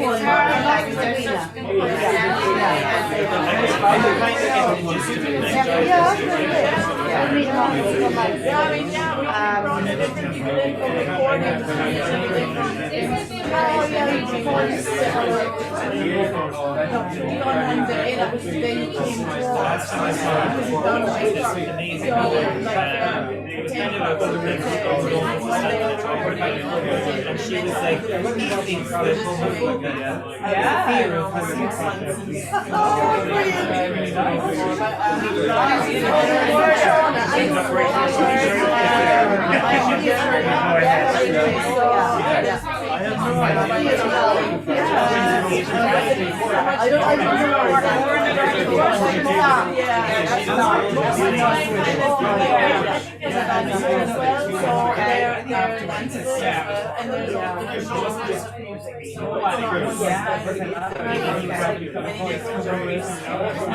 Actually, Rick was saying on his Facebook.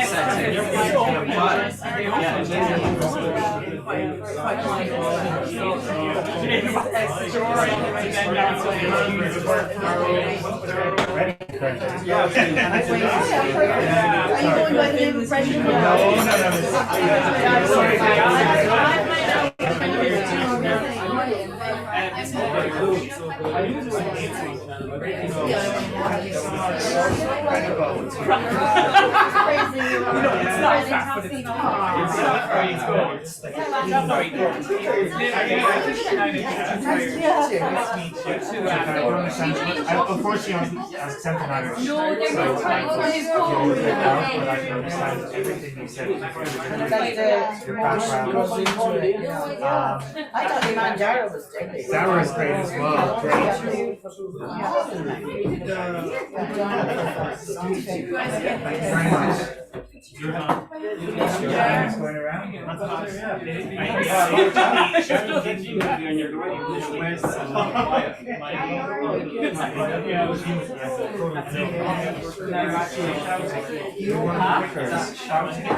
Wow, your name is Not metaphorical, more than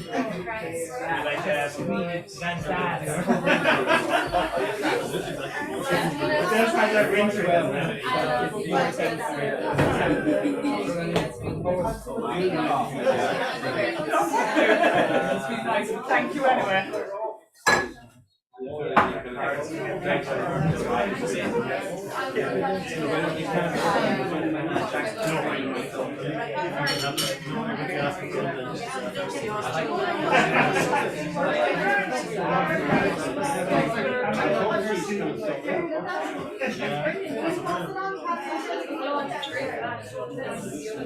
Oh yeah. Everybody knows, yeah. I mean,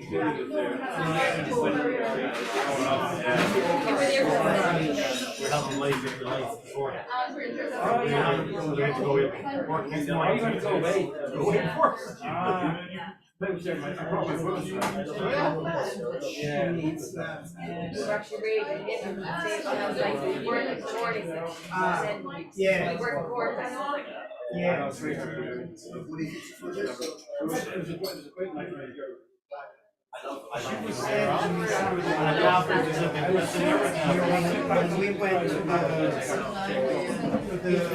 big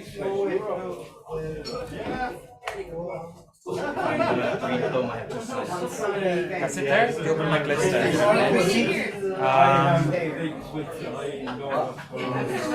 You want it? Okay. Got a battle of pens there, but that's the open mic list on this side here. Yeah, that'd be cool. There's a pen up there, though. No,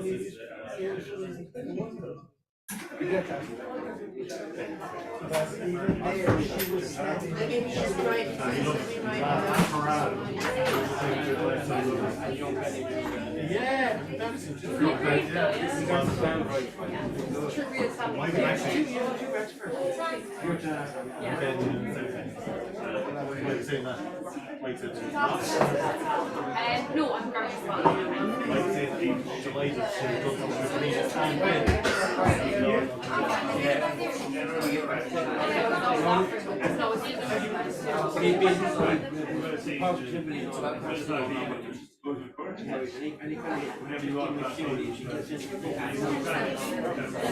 hard.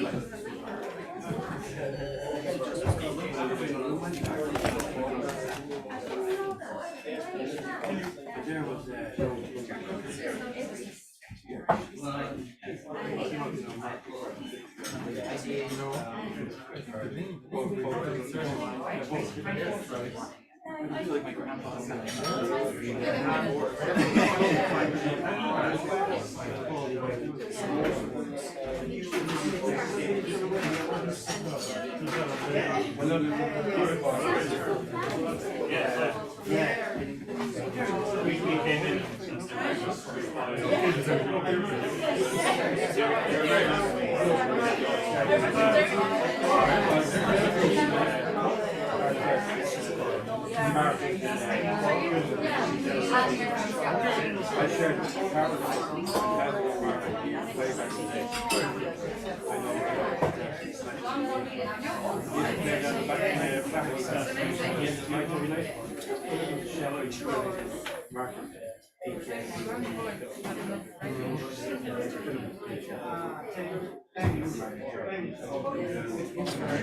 You already printed, so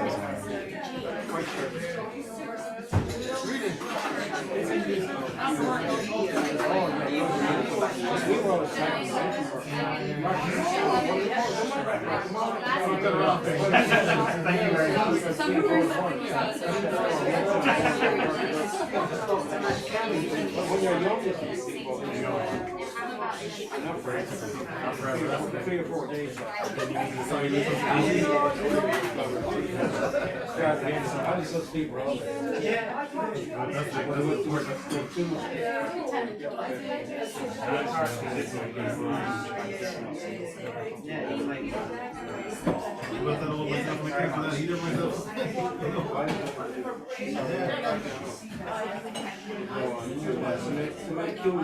Okay, Colin. Any copies of the 5-word challenge book? Oh, I joined. I owe you a couple of copies, I think, do I?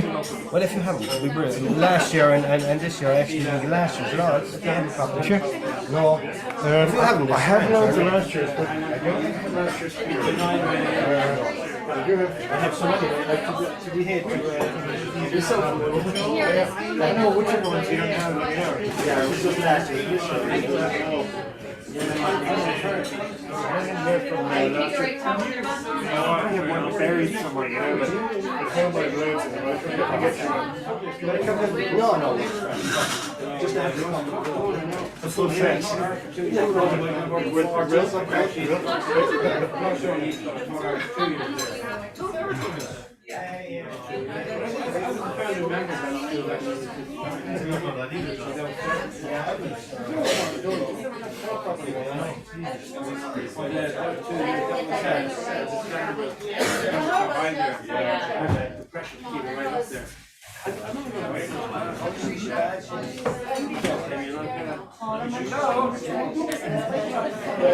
How are you? Very good, thank you. Thank you so much for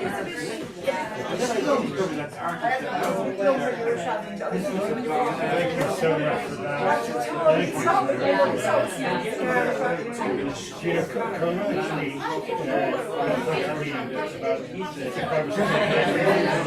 I'd love to be out there. he's very saying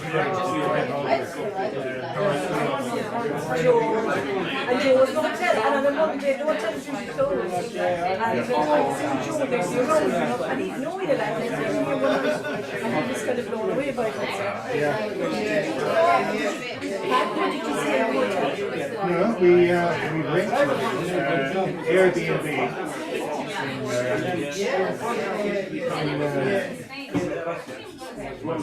All these words go on.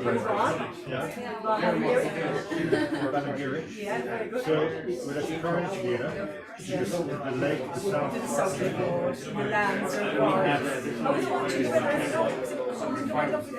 Only on the third day we had a little bit of result. That's very good.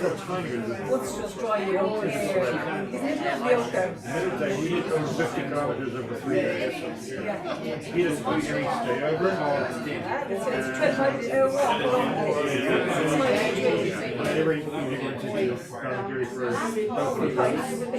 Darragh, or shorts. My brother married the shorts. The first bar she went down. I asked her to take you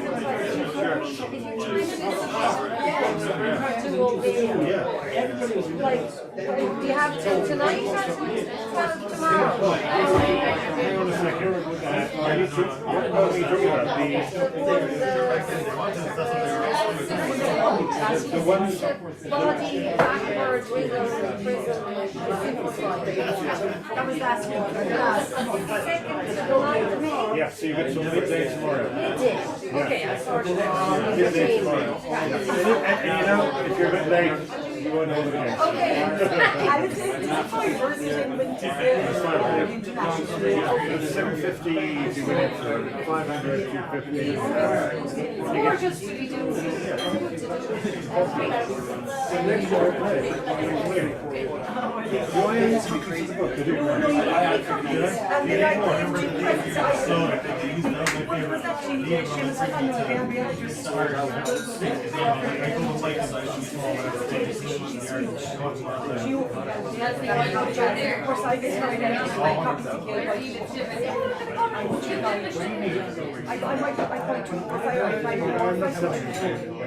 Michelle, do you have copies of this year's 5 words? No. Do you want one or two? I'd love one, yeah. Thank you. Are they for sale? Will I buy them? Thank you. At some stage, I have the collection all the way back, and if there's a 2014 book with the old and it might be gone at this stage. This is 23, so it's 4 ago. Yeah. So that would be number 12. Yeah. I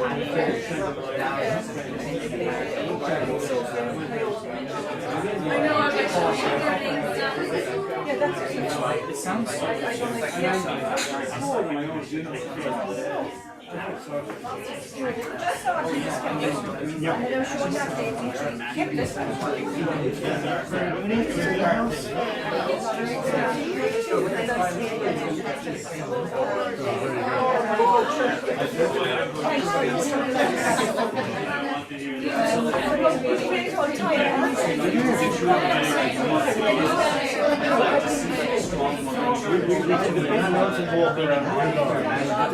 Very long.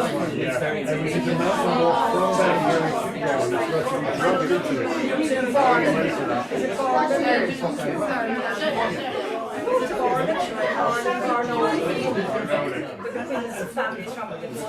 Should we start over? And especially as this one, I did follow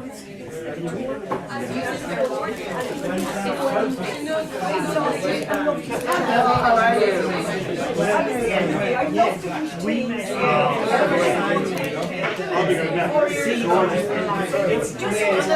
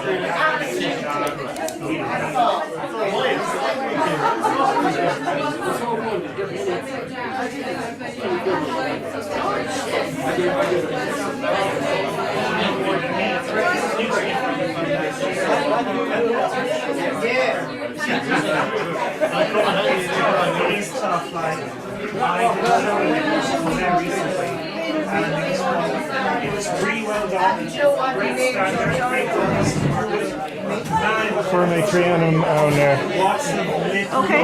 Zoom ahead, them in a bit Zoom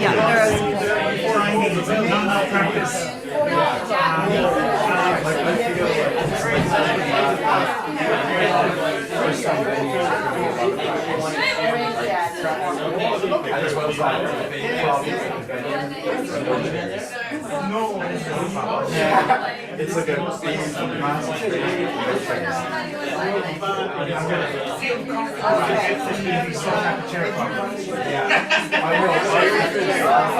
I would feel they're kind of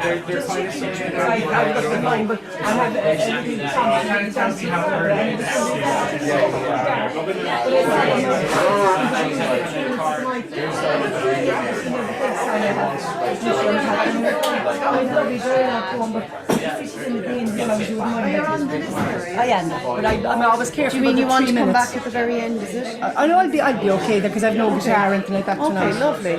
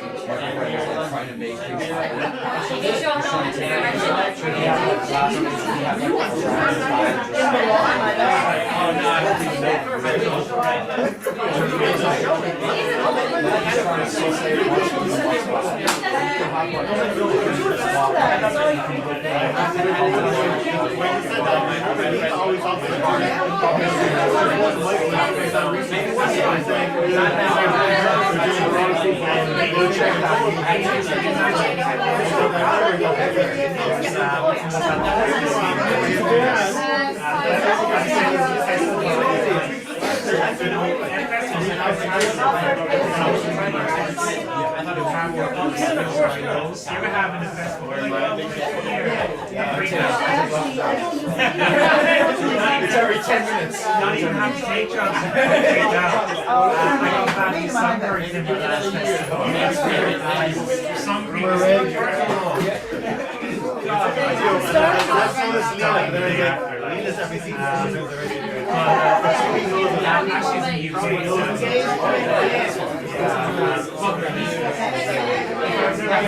Right, so lads.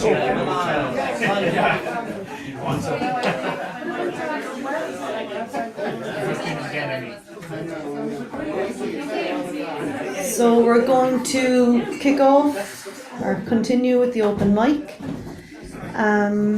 There's one thing I forgot to mention actually. This Thursday, our very own Shauna Lee Lynch, All Ireland Slam champion, is going to be one of the poets for Lime Tree, isn't it? Lime Square, Lime Square Poets this Thursday, so check that out. First on the list is Catherine Ronan, Will to Rig.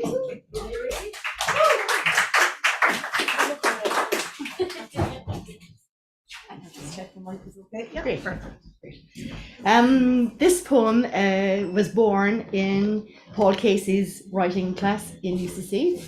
It took me 3 years to write, deceptively simple, but took 3 years to write. Colin Scully and Molly Toomey, we were rewilding poetry, and that finally got her over the threshold. So it's been accepted for publication in Long Island Sounds Anthology, New York, baby, New York.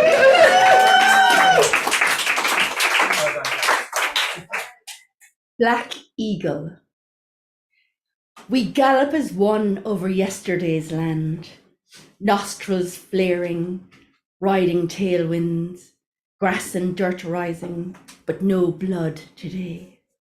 Take me bareback into ancient ritual, unbridled mystic of the wild, thrashing in roaring dark seas, crossing fast and furious white water.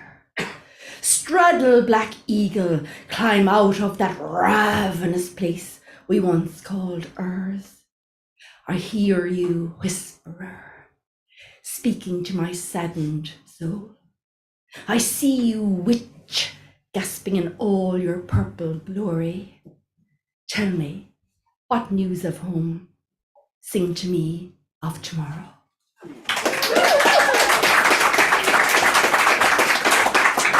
Gurmina Mahagat, Catherine, another fabulous 5-word poem tonight as well, Gurmina Mahagat. Next up is Mr. GGF.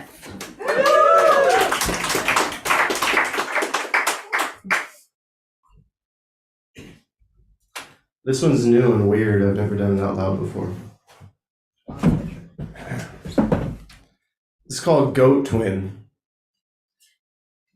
This is a massive missive on how I forgot exactly what bliss is. Do you see that goat? Meh. Don't you see that goat? Meh. Nope, that's okay. He is I and I am him. Sometimes I only feel alive again once I've had 3 beers and a side of gin. And I don't want to go back to smoking cigarettes outside the gym. I know all those demons well. I remember shaking their hands and inviting them in. And there was a long spell where I caught a whole hell of a lot of L's, but I still fight and try and win. And I ride the high tide of my dreams perched atop a Leviathan. And then I button up my new floor-length fur coat as I stroll out of the lion's den.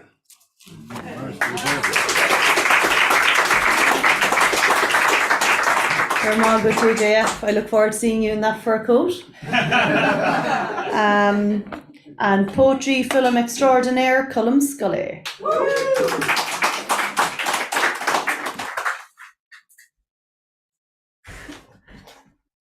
Thanks. I don't know what to say to that. No, I love writing poems about Cork, and this is another one, so I can't help myself. So here's one. It's called Vignette from the City, and it was written actually about only 100 meters away from here, on top of one of the multi-story car parks one January. So it's called Vignette from the City. A garden on a flat roof above the coal quay.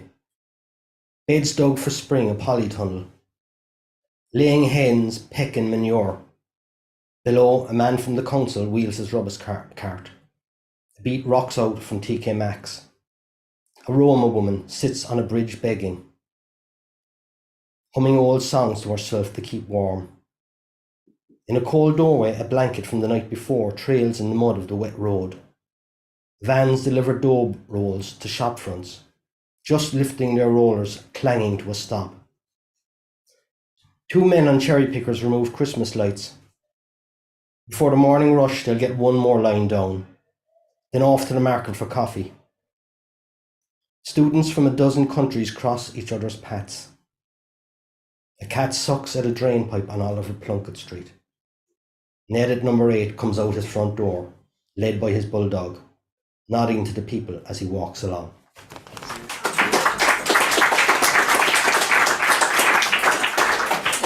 Mahu Cullen Gurmi and Mahagat.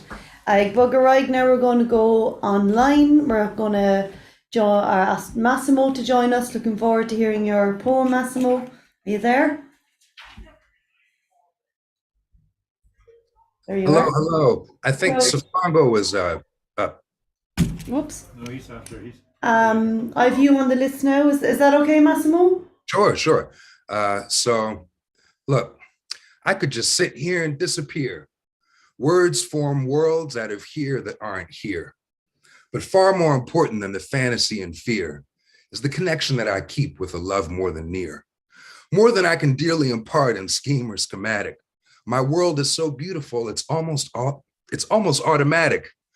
But still it's my joy just to move and fuss the fabric. It's not about the craftiness as much as the craft work. As holes in my story leave room for more patchwork. All of my gifts are both given and received because I am blessed from the moment I'm conceived. Blessed for no reason, no good or bad deed. For love lives by no order, no creed. But still there is order I need, order I heed. A mind that I tame and a body that I feed. My world is a stage too real, so I plead. Waiting in the wings for the light to kindly lead. So that with my darkness, all darkness may recede. A deep dream that I speak of in tenderness is also the proof of which all life is evidence. It's a love not just of my senses and my sentiments. It's an energy revived when inspired by remembrance.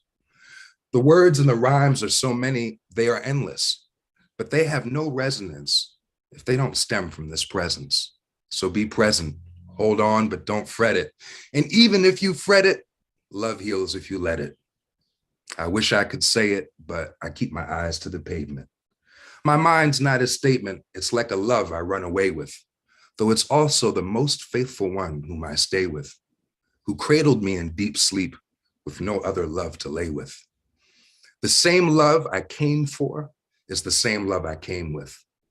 The same love I wait for is the same love I wait with. I would say that I stray, but in life there's no straightness, only curve after curve that say to love what you make of this. Communication may miss, but for now is not amiss. All scripts are flippable. Now, what is your twist? Hey, thank you all so much. Peace. Thank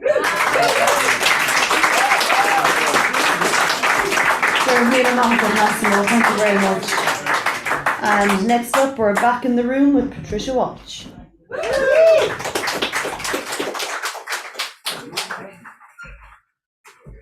This is called Melancholy Home.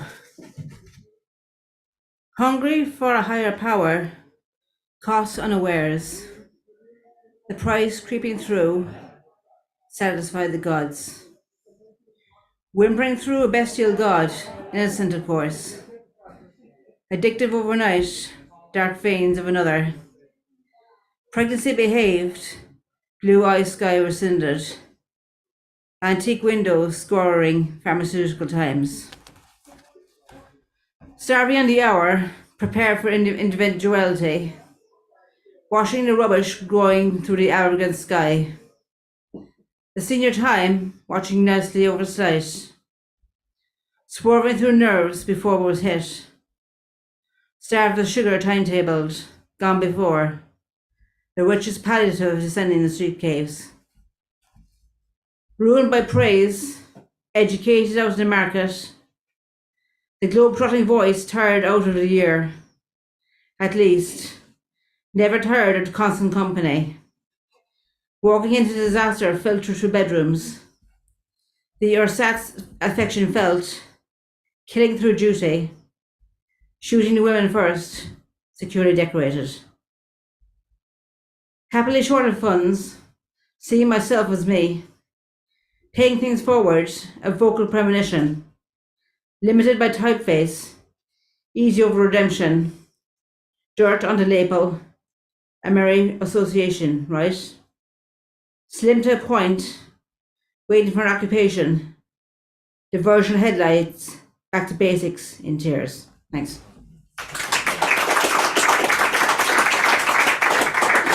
Lovely answer, Patricia. And next up we have Jim Crickard.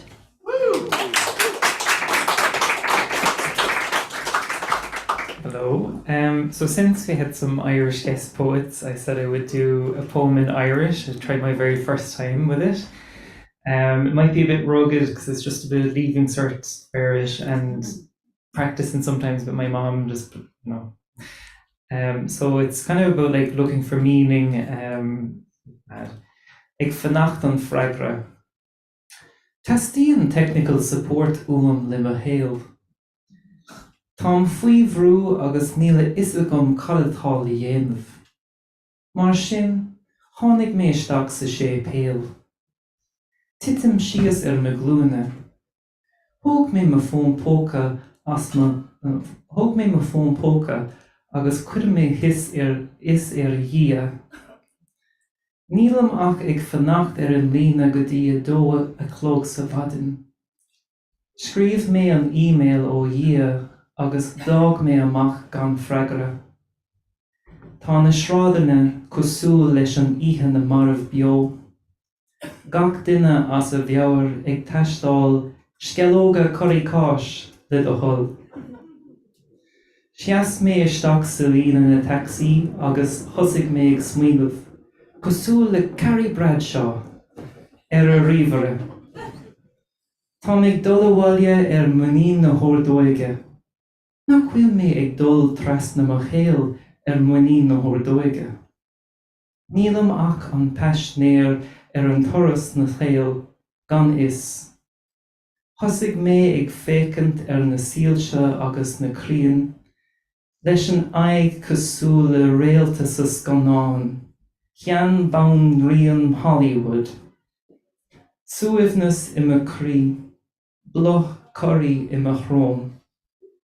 An sin, fuair mé an email ón contact center na dhia. A Hamish, fuair mé de ceistena agus beag freagra agat nuair a fuair tú bás. Sin, anis, líon na beag ní le do thuil. An raibh tú sásta leis an freagra. Le meas, Íosa, CEO na Hale.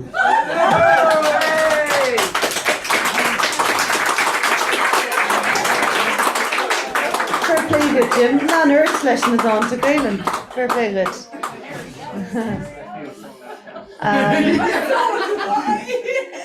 Everyone's in shock. Mahu.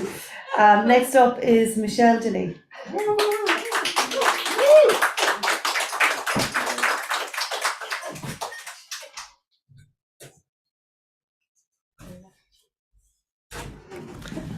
Thanks, Jim. I signed up a bit late for the open mic and there was just one gaping hole in the list right after you because no one wanted to follow you. It's like, there's a good reason. I'm generally really fascinated in the privacy of bathrooms and how that's everywhere, no matter how, overwhelming the lack of privacy is. So I've been writing lots of vignettes about bathrooms. And this is one. Newborn bird-like in your copper bath, cocking your head and presenting your neck, to give the amber refractions something to dance on, something to die for.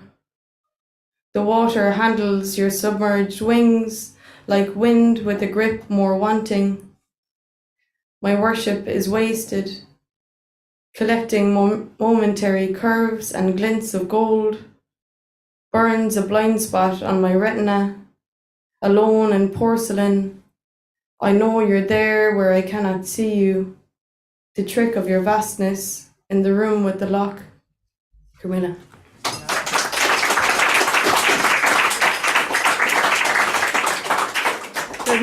Michelle. We're going to Buggerag le Mags Creedon le Hub.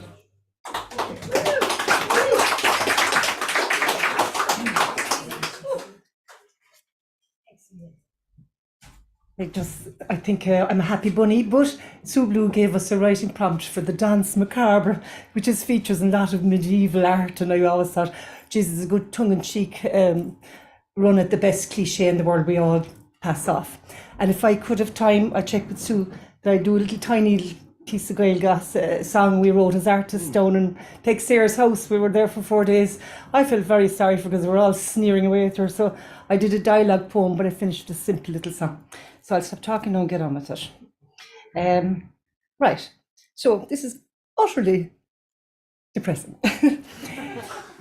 In this dance macabre, I leave with strange companions.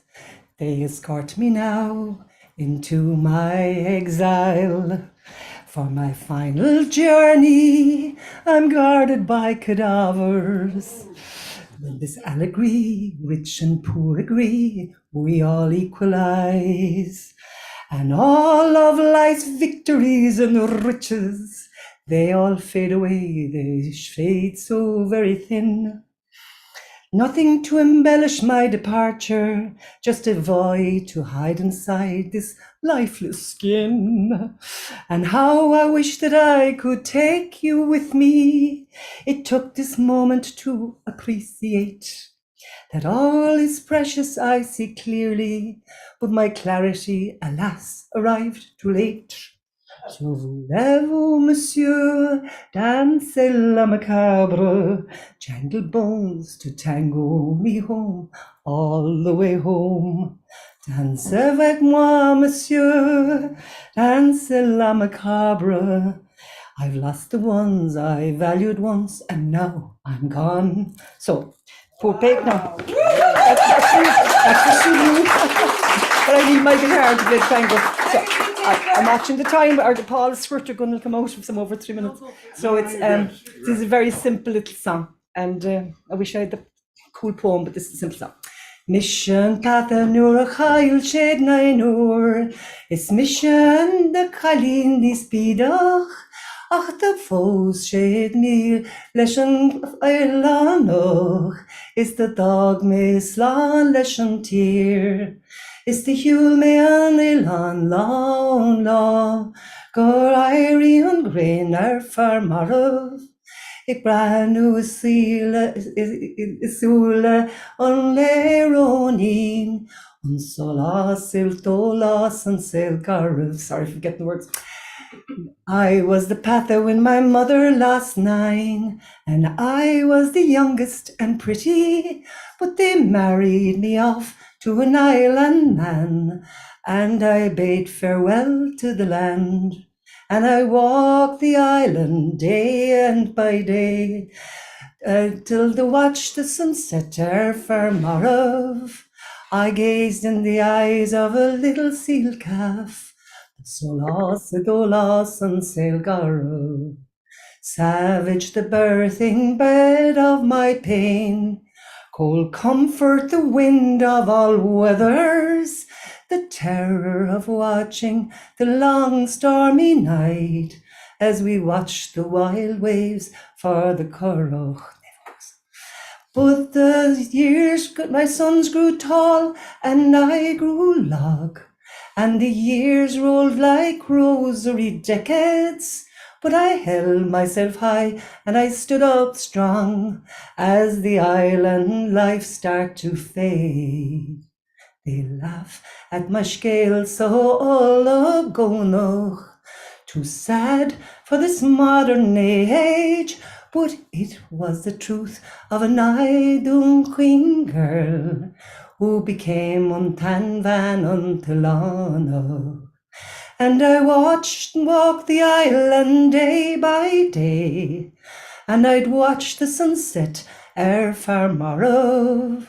I gaze in the eyes of a little seal calf.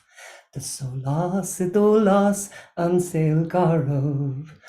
Solas idolas an sail garov. Oh, peg!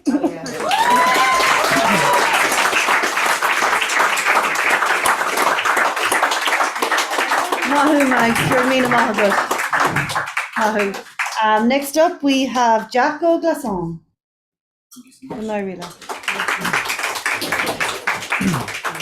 Good evening, everyone. I'm Jacko Glass, and thank you all for supporting the arts. And you absolutely did amazing. Very inspiring woman.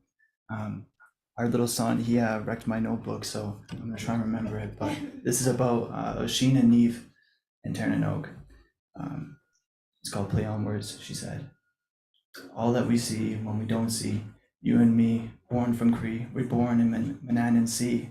Hold on to me and promise me you'll set me free. Play those words," she said. "Never let go," she said. And he said, "Hey baby, you're so warm, swervy, curvy, perfect form. I don't desire being mold to you, being cold to you, growing old with you. I just need to let go, let be, unfolded me on your knee, whispering, nurturing, comforting signs, sailing the Celtic cosmos, your green sovereign eyes. Turning oak, will never say goodbye. Sounded forests, beating chest, holy hills, painted breasts. Stories told from my bed, thanks to you, I'm tribal fed. My central nurse, hormone immersed, quenching mystic, mustic, rustic thirst, pulsating pleasures burst. Thank you. God bless.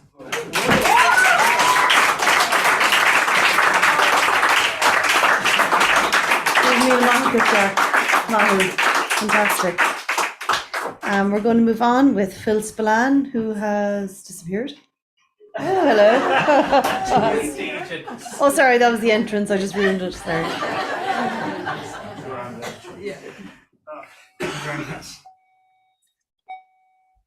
Thank you. Sorry about that. So I was trying to find an ancient cathedral up near Fermoy, or Kilworth more like. And I went the wrong direction. And next minute I was among huge, massive wind turbines. And they were everywhere. And they're huge. They're crazy. Like, I haven't been so close to a wind turbine. They're mad. So I've been visiting this wind farm frequently. And I've been writing in my car. And, you know, like, I've been coming across a few epiphanies. And, you know, people you fall out with and people you lose touch with. And I was thinking, all the beautiful, wonderful people I've yet to meet in the world, because there's so many of them out there. And I was looking forward to that. But then when I was in the wind farm, I realized, what about all the wind turbines I've yet to meet? You know, that made me more excited for some reason. I'm okay, am I? You're all right. None of us are okay. Yeah. I'll go back there tomorrow now. Anyway, this is called the wind farm. Rain taps the skin of the car as I ruminate in the back seat. It rocks slightly in the midst of the crosswinds created by the wind farm. Out the back window, 8 electric wind turbines yonder idle above high, godly and surreal, bone white, hands pirouette, cutting the view. The green fields shadowed under the giant slender build, and I come here to write. As the evening sky slits crimson, we all get swallowed in the dark, listening to Angelica hand-sweep whispers, and we get pulled into the whirlwind, a flapping, whistling whoosh, slipping into a dreamlike, and awake. Fine grass has grown between my toes, the fingernails, the fissures in the brain. With me in the back seat is a carpet of grass. 8 wind turbines uproot and do a merry pole dance. uproot and have become my friends. We go into the city and go out drinking, clubbing. We dance like fairy tale windmills, our arms and heads spin. The nine of us get drunk, fall in love, and tell each other. It makes me think of all the other wind turbines in the world I have yet to meet. And how many are you out there? We make wishes like dream catchers, make music like wind chimes. In the smoking area, we whisk the fumes into spirals. These wind turbines were my instant soulmate. Aroused from a dream, I wake up all cramped and numb. The lateness has made fools of us. The sky is blistered in stars. The turbines glow, traffic-led.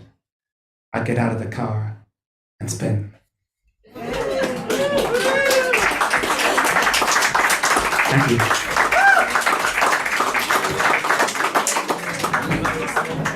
Government good Phil. Next up on the open mic we have Brendan.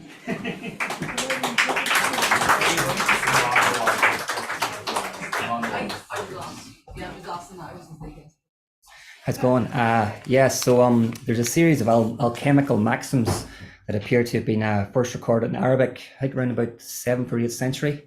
They're known as the Emerald Tablet of Hermes, but its other name is Tabula Smaragdina. So this one's called Tabula Smaragdina. Stop. You're not hungry. You will trigger World War III. Your decision right now will sway politicians. Activate ignitions. Close the cupboard of your kitchen.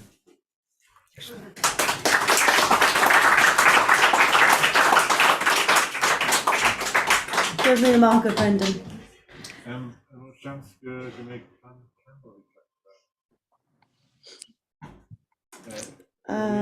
Will I hand him her list? She's pulled over on her car and somewhere in the States. Oh yeah, jeepers, I'd say we could squeeze her in right now. Put her on there. Pam Campbell? Oh, thank you. Thank you. Can y'all hear me okay? Yeah, perfect, loud and clear. Good woman. Okay. Well, before I read my very short poem, I want to say that I was in hospital today for tests. So a shout out to Warrior Sister Mags. But I also want you to know I have a new phone and I could not turn y'all off. So the doctors and the nurses and the patients love the reading. So thank you all. And my blood pressure, they were astonished. It was, normally I get very frightened. They were astonished. It was very good. So here is my poem. I read Ada Lamone's poem Sanctuary, and I was inspired by her line, suppose it's easy to slip into. So my poem is Sanctuary and Marsence. Suppose it's easy to slip into another's brown leaves, whisper sing ancient longing, and thread the graying darkness, curl around voices lost, defiant hold brittle past, rust-tinged spring, sink thirst-driven inside out deep. Thank you. Thanks so much for that, Pam. Lovely to hear your voice. We're going to move on to Sue Blue.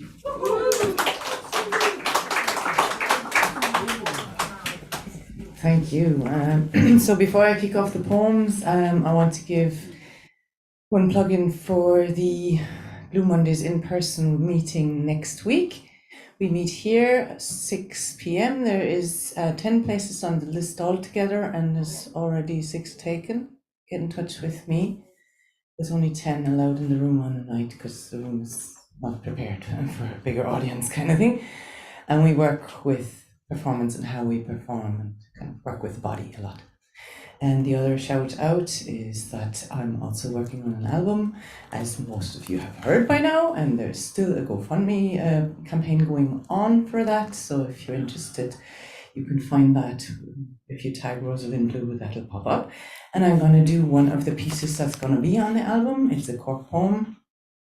And I'm not going to do it with the sound here now. but it's bilingual, as in on the album. We have 3 bilingual pieces, and the bilingual aspect is arranged differently in each of those 3 pieces. So I won't reveal how this is arranged, but I'm going to do it now. And I'm going to start with the German version. Zu dieser Abendstunde, wenn die traurigen Gestalten durch kalte Straßen ziehen und enge Gassen. In dunklen Winkeln hocken sie, verzweifelt, weil sie ohne Ort und Obdach sind, um ihre kranke Menschlichkeit privater auszuleben. Krankes Krächzen, keuches Röcheln kommt aus feuchten Rachen und Raucherlungen, durch Crack und Meth verbrannt.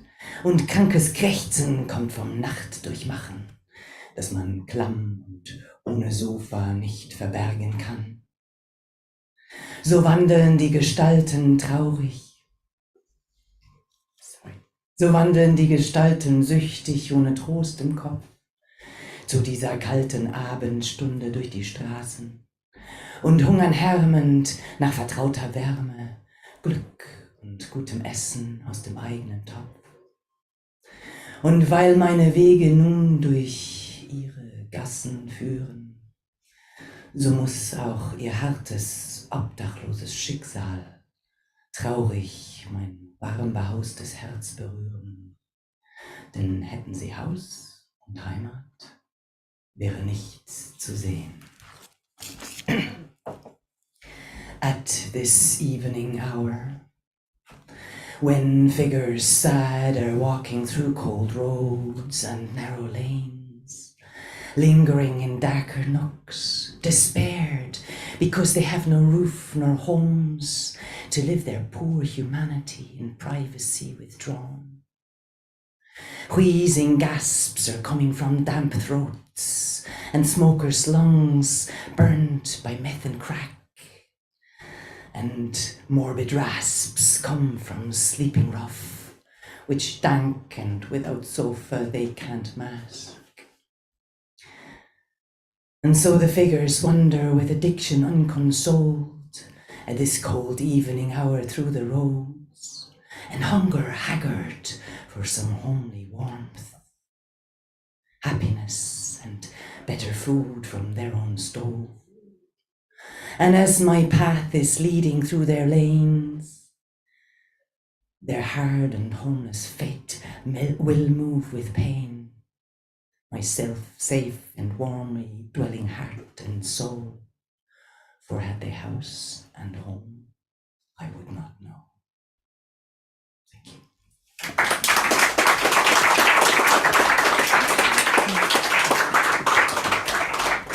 Beautiful, Sue. Gurmina Mahagut. We're going to go back to our lovely screen, and we're going to hear the wonderful Sfongo again. So are you there? I feel like I'm in the Yes, I'm here. I was playing with the dog. It was barking a lot. It's good for the soul. Good man. Good evening once again. So recently, I started learning how to play the flute. I find that sometimes I get a lot of free time, you find yourself scrolling on Facebook. So I decided to start learning how to play the flute, but I'm not going to play for you tonight. I'm going to read this poem that is still untitled and probably yet unfinished. It goes something like this. Life is a big game. Inside this big game, there are mini games. Your life is one of them. Could be mini or big, only you decide. As it goes with all games, there is a set of rules. Some pre-existing, some we make up as we go. I am an example. I can write, memorize, and perform poetry. That's a rule in my world that governs most of my actions. Events turn to infinite possibilities as with each step I construct this poem. Mindful of the blue bucket of water filling up, I'm here to scrape off some sweat, but these words will not remember themselves, will they? If you ever hear this poem, just know that I fought the urge to save my body, the cleansing power of fresh water, and I wrote this poem. Now I'm reading it to you, memorized, definitely not yet. Bottom line is I pressed play, completed the level, and I'm collecting my rewards with each time you hear this. Peace and love to you all. Thank you. Thank you, Svango, Gurmina Mongus. And next, we're back in the room and we have Fionn. Brilliant.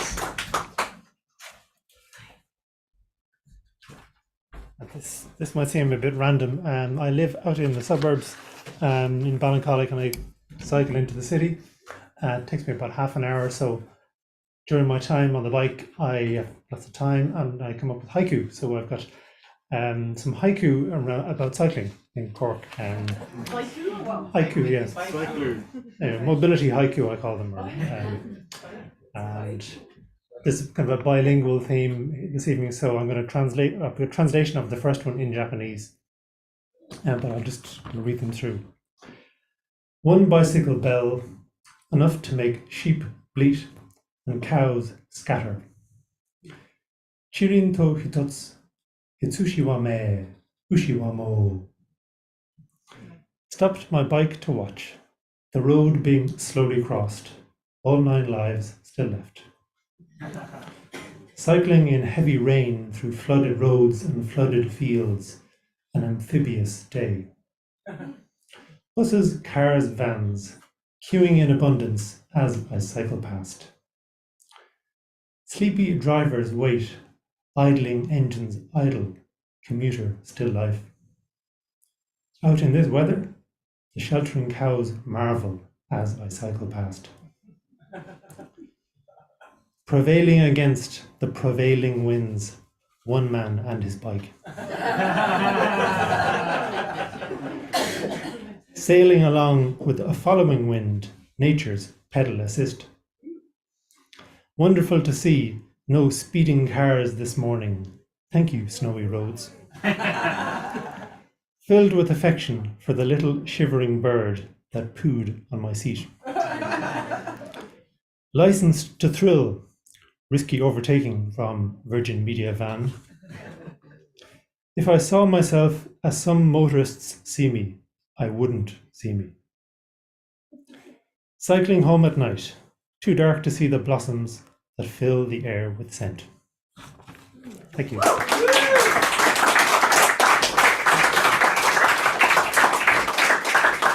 I think you're on to something there, Fionn. Mahu, Gurmila Mahagut. Next up on the list, we have Antonio.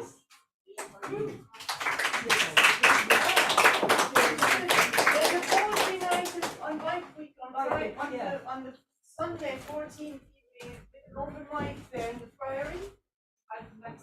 That's where your bike poems need to be read. On the 14th.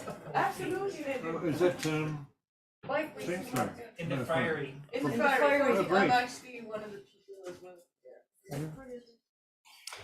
So this poem, before congratulations again for the beautiful poems, it's truly special. And my poem here is called The Orange Moon Besides the Key Cup. I give just a little bit of context. I was just last week passing after the Oval. Then I went after even the Spelpin Fanach, and then up to the across the bridge. I have seen this beautiful orange full moon, and I found completely astonished from that. And then this is the poem that has been inspired by that evening. Equivalents of an early summer evening, in the rumble of screams, a courteous moon displays with tenacious astonishment a full orange opacity besides the key cup. A full moon, full of the consistent flow of the River Lee, sweet for the last cold, bitter for the early taste of summer. A couple measure the thickness of the night. The perfume of the river combines itself with the perfume of fried potatoes. A gentle rain to give a soft touch, but the last brush stroke has still to be done. The traffic lights explode over the orange moon. In the waves of the river, a face struggles to show up. Hit in the fountain's eyes, smashed over the St. Finbar Cathedral. The journey of a leaf has a human disguise. Thank you. Thanks.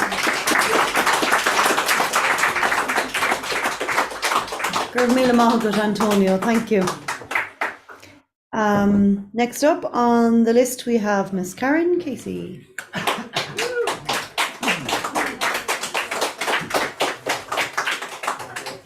You know how to work the mic, people.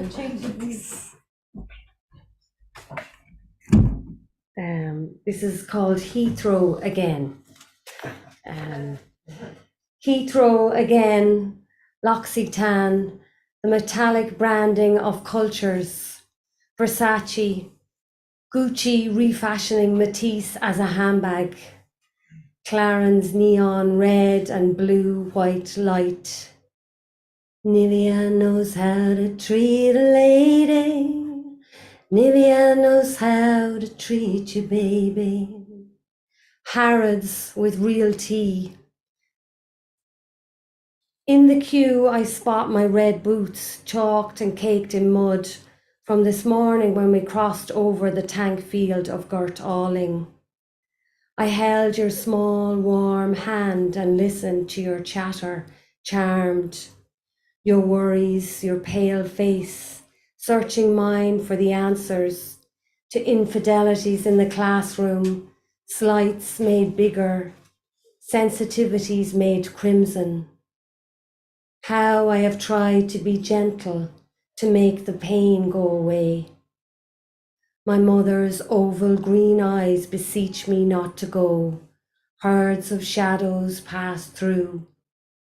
And then you see someone and skip on, just like that. For you are the flower in the bright green field, gathering the rain in the palm of your hand. You are the branches curling green, humming to the stars that are in between. You are the snowdrop in spring, leaning in to view your newly pressed white fragile dress. You are the elder in March with your honey nut brown hair. You are the hem of the ocean that sings, and you are the primrose in all of my dawns. Turning, trudging back, keeping going across the pale grey Gert Alling air, I see your cheekbones high in Hartnett's mackerel skies. Stay safe, keep safe, my heart aches. Please wait for me. I can't give you everything, but please wait for me.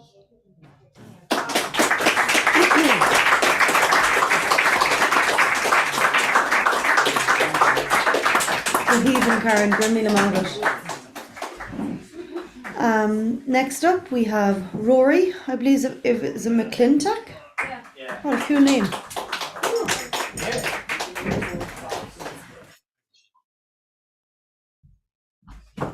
I was actually invited here to listen to poetry, and I have never actually read any of my poems out loud before, so.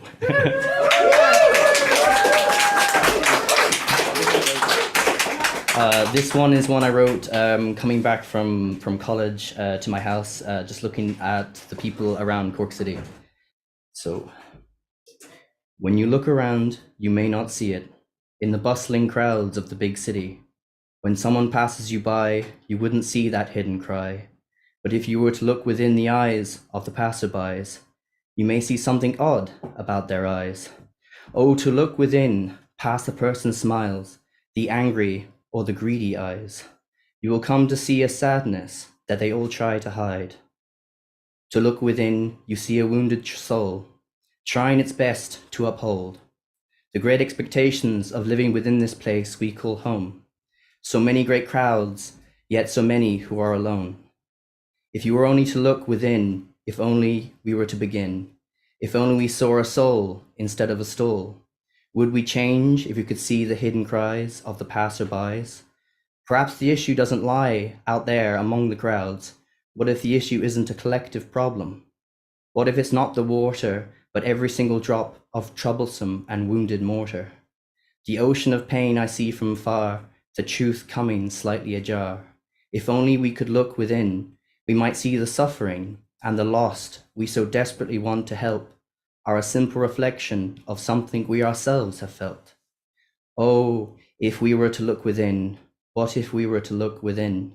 When you look around, you may not see it, because the issues we see around us bit by bit are not just someone who passes us by.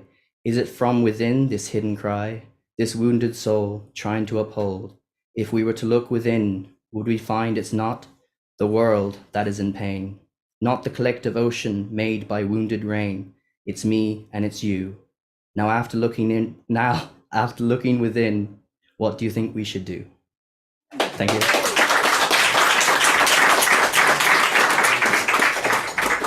Well done. I hope you come back again and again and we get to hear more of your stuff. Well done. Next up, we're going to jump onto Zoom to Mr. Matt Mooney. Are you there, Matt?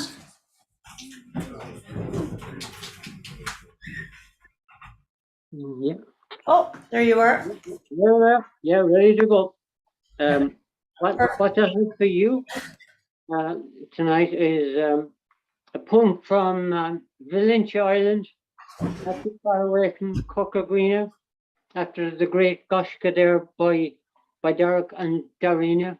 I would love to add an Irish poem tonight and the open mic, and it's about Mick Connell.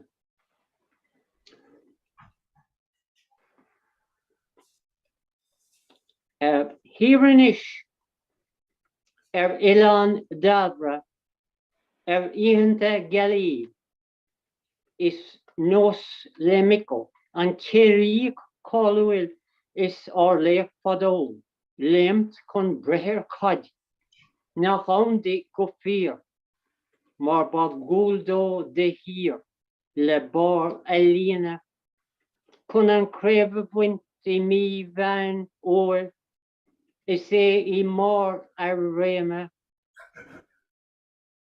os ishel aderm nur nach mern Lennon on lemt hoog father leshen yalla is gweden oin I eglan doi lei in a glach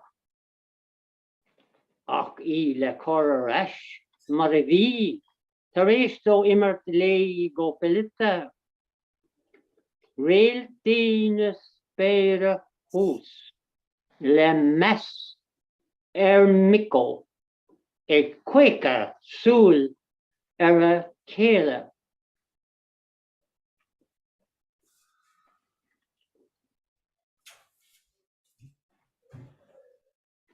Yeah.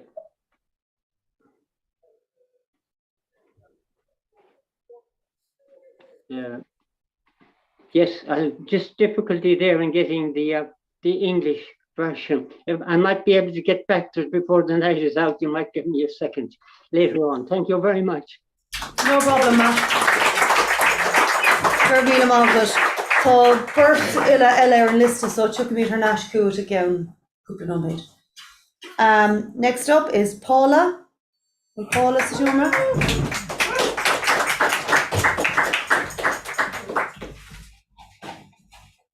Hi, so I'm an English student at college, which means I'm very pretentious, and I always want to write deep, long, and meaningful poems, but I'm actually pretty proud of this one because it's very simple. It's almost childish, but it's kind of the best way that I could do a self-portrait. So I'm sorry that it's not as cool as the ones you guys have read, but I'm just gonna give it a go. This is called Yellow. Thank you. If my favorite color were yellow, I'd jump in the puddles and soak in my raincoat. I'd wear pigtails to class every day and celebrate my birthday in the month of May. If my favorite color were yellow, I'd run in a dress through the meadows. I'd scream, cry, and shout without reason and wear golden jewelry no matter the season. But my favorite color is blue. It has always been, it's not new. I like better the stars than the moon. I was born in October, not June. I like the smell of books when they're old. I feel sad when it starts to get cold. Braid my hair every time I feel blue. Sing a song when I'm thinking of you. I am blue like the waves in the sea. I am blue like the sky when it's clear. Like the hyacinths that my father plants. Like the veins where blood throbs in my palms. If my favorite color were yellow, I'd probably wish it was green. Because when you check your reflection, you never like what you see. Thank you.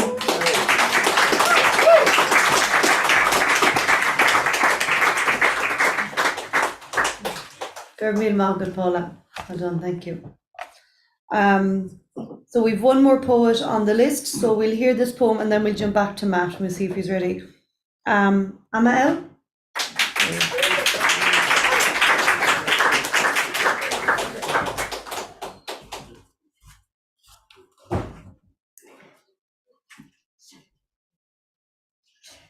So it's called Would You?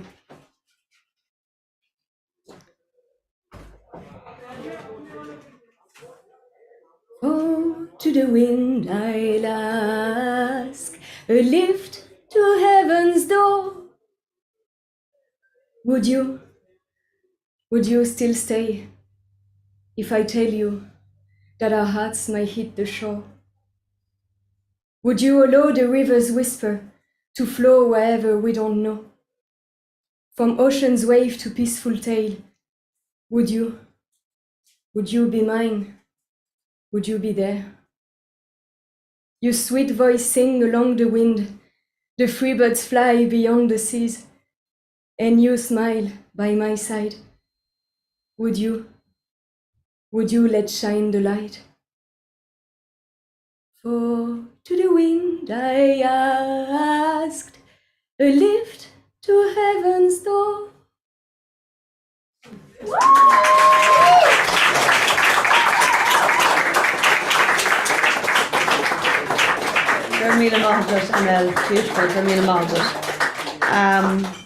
Matt Mooney, will Twain. Thank you, because it only happened in Cork. You're most kind. Thank you very much. Father, can I read that? Miko, my own translation. Over in Valentia Island, often on moonlit nights, Miko the Kerryman, our hero in the center, jumps high for a ball that's really not there as he always did. No one else as graceful, harvesting a win in late September when he was supreme. Quietly, I tell you, catching nothing, he carries on up to the moon above and steals it from us, landing with it safely. He'd replace it later after some artistic play. Stars, amazed at Miko, wink away at each other. Thank you very much.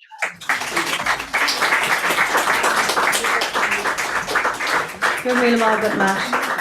So Chinnéide, an féidir le bhór lámh chuir le chéile ríist for our guest poets, Darragh Caoimh agus Dairena Chinnéide. Íhid an scóibí again ag Ó Bhéal. Hope you return on the 12th of June, either in the room or on Zoom. Slán I think there's heads as always going to mains. Slán if you're not with.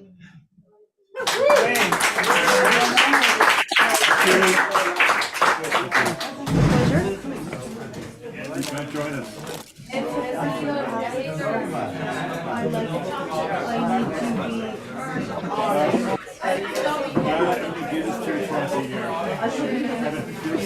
I'd like to try and get her on the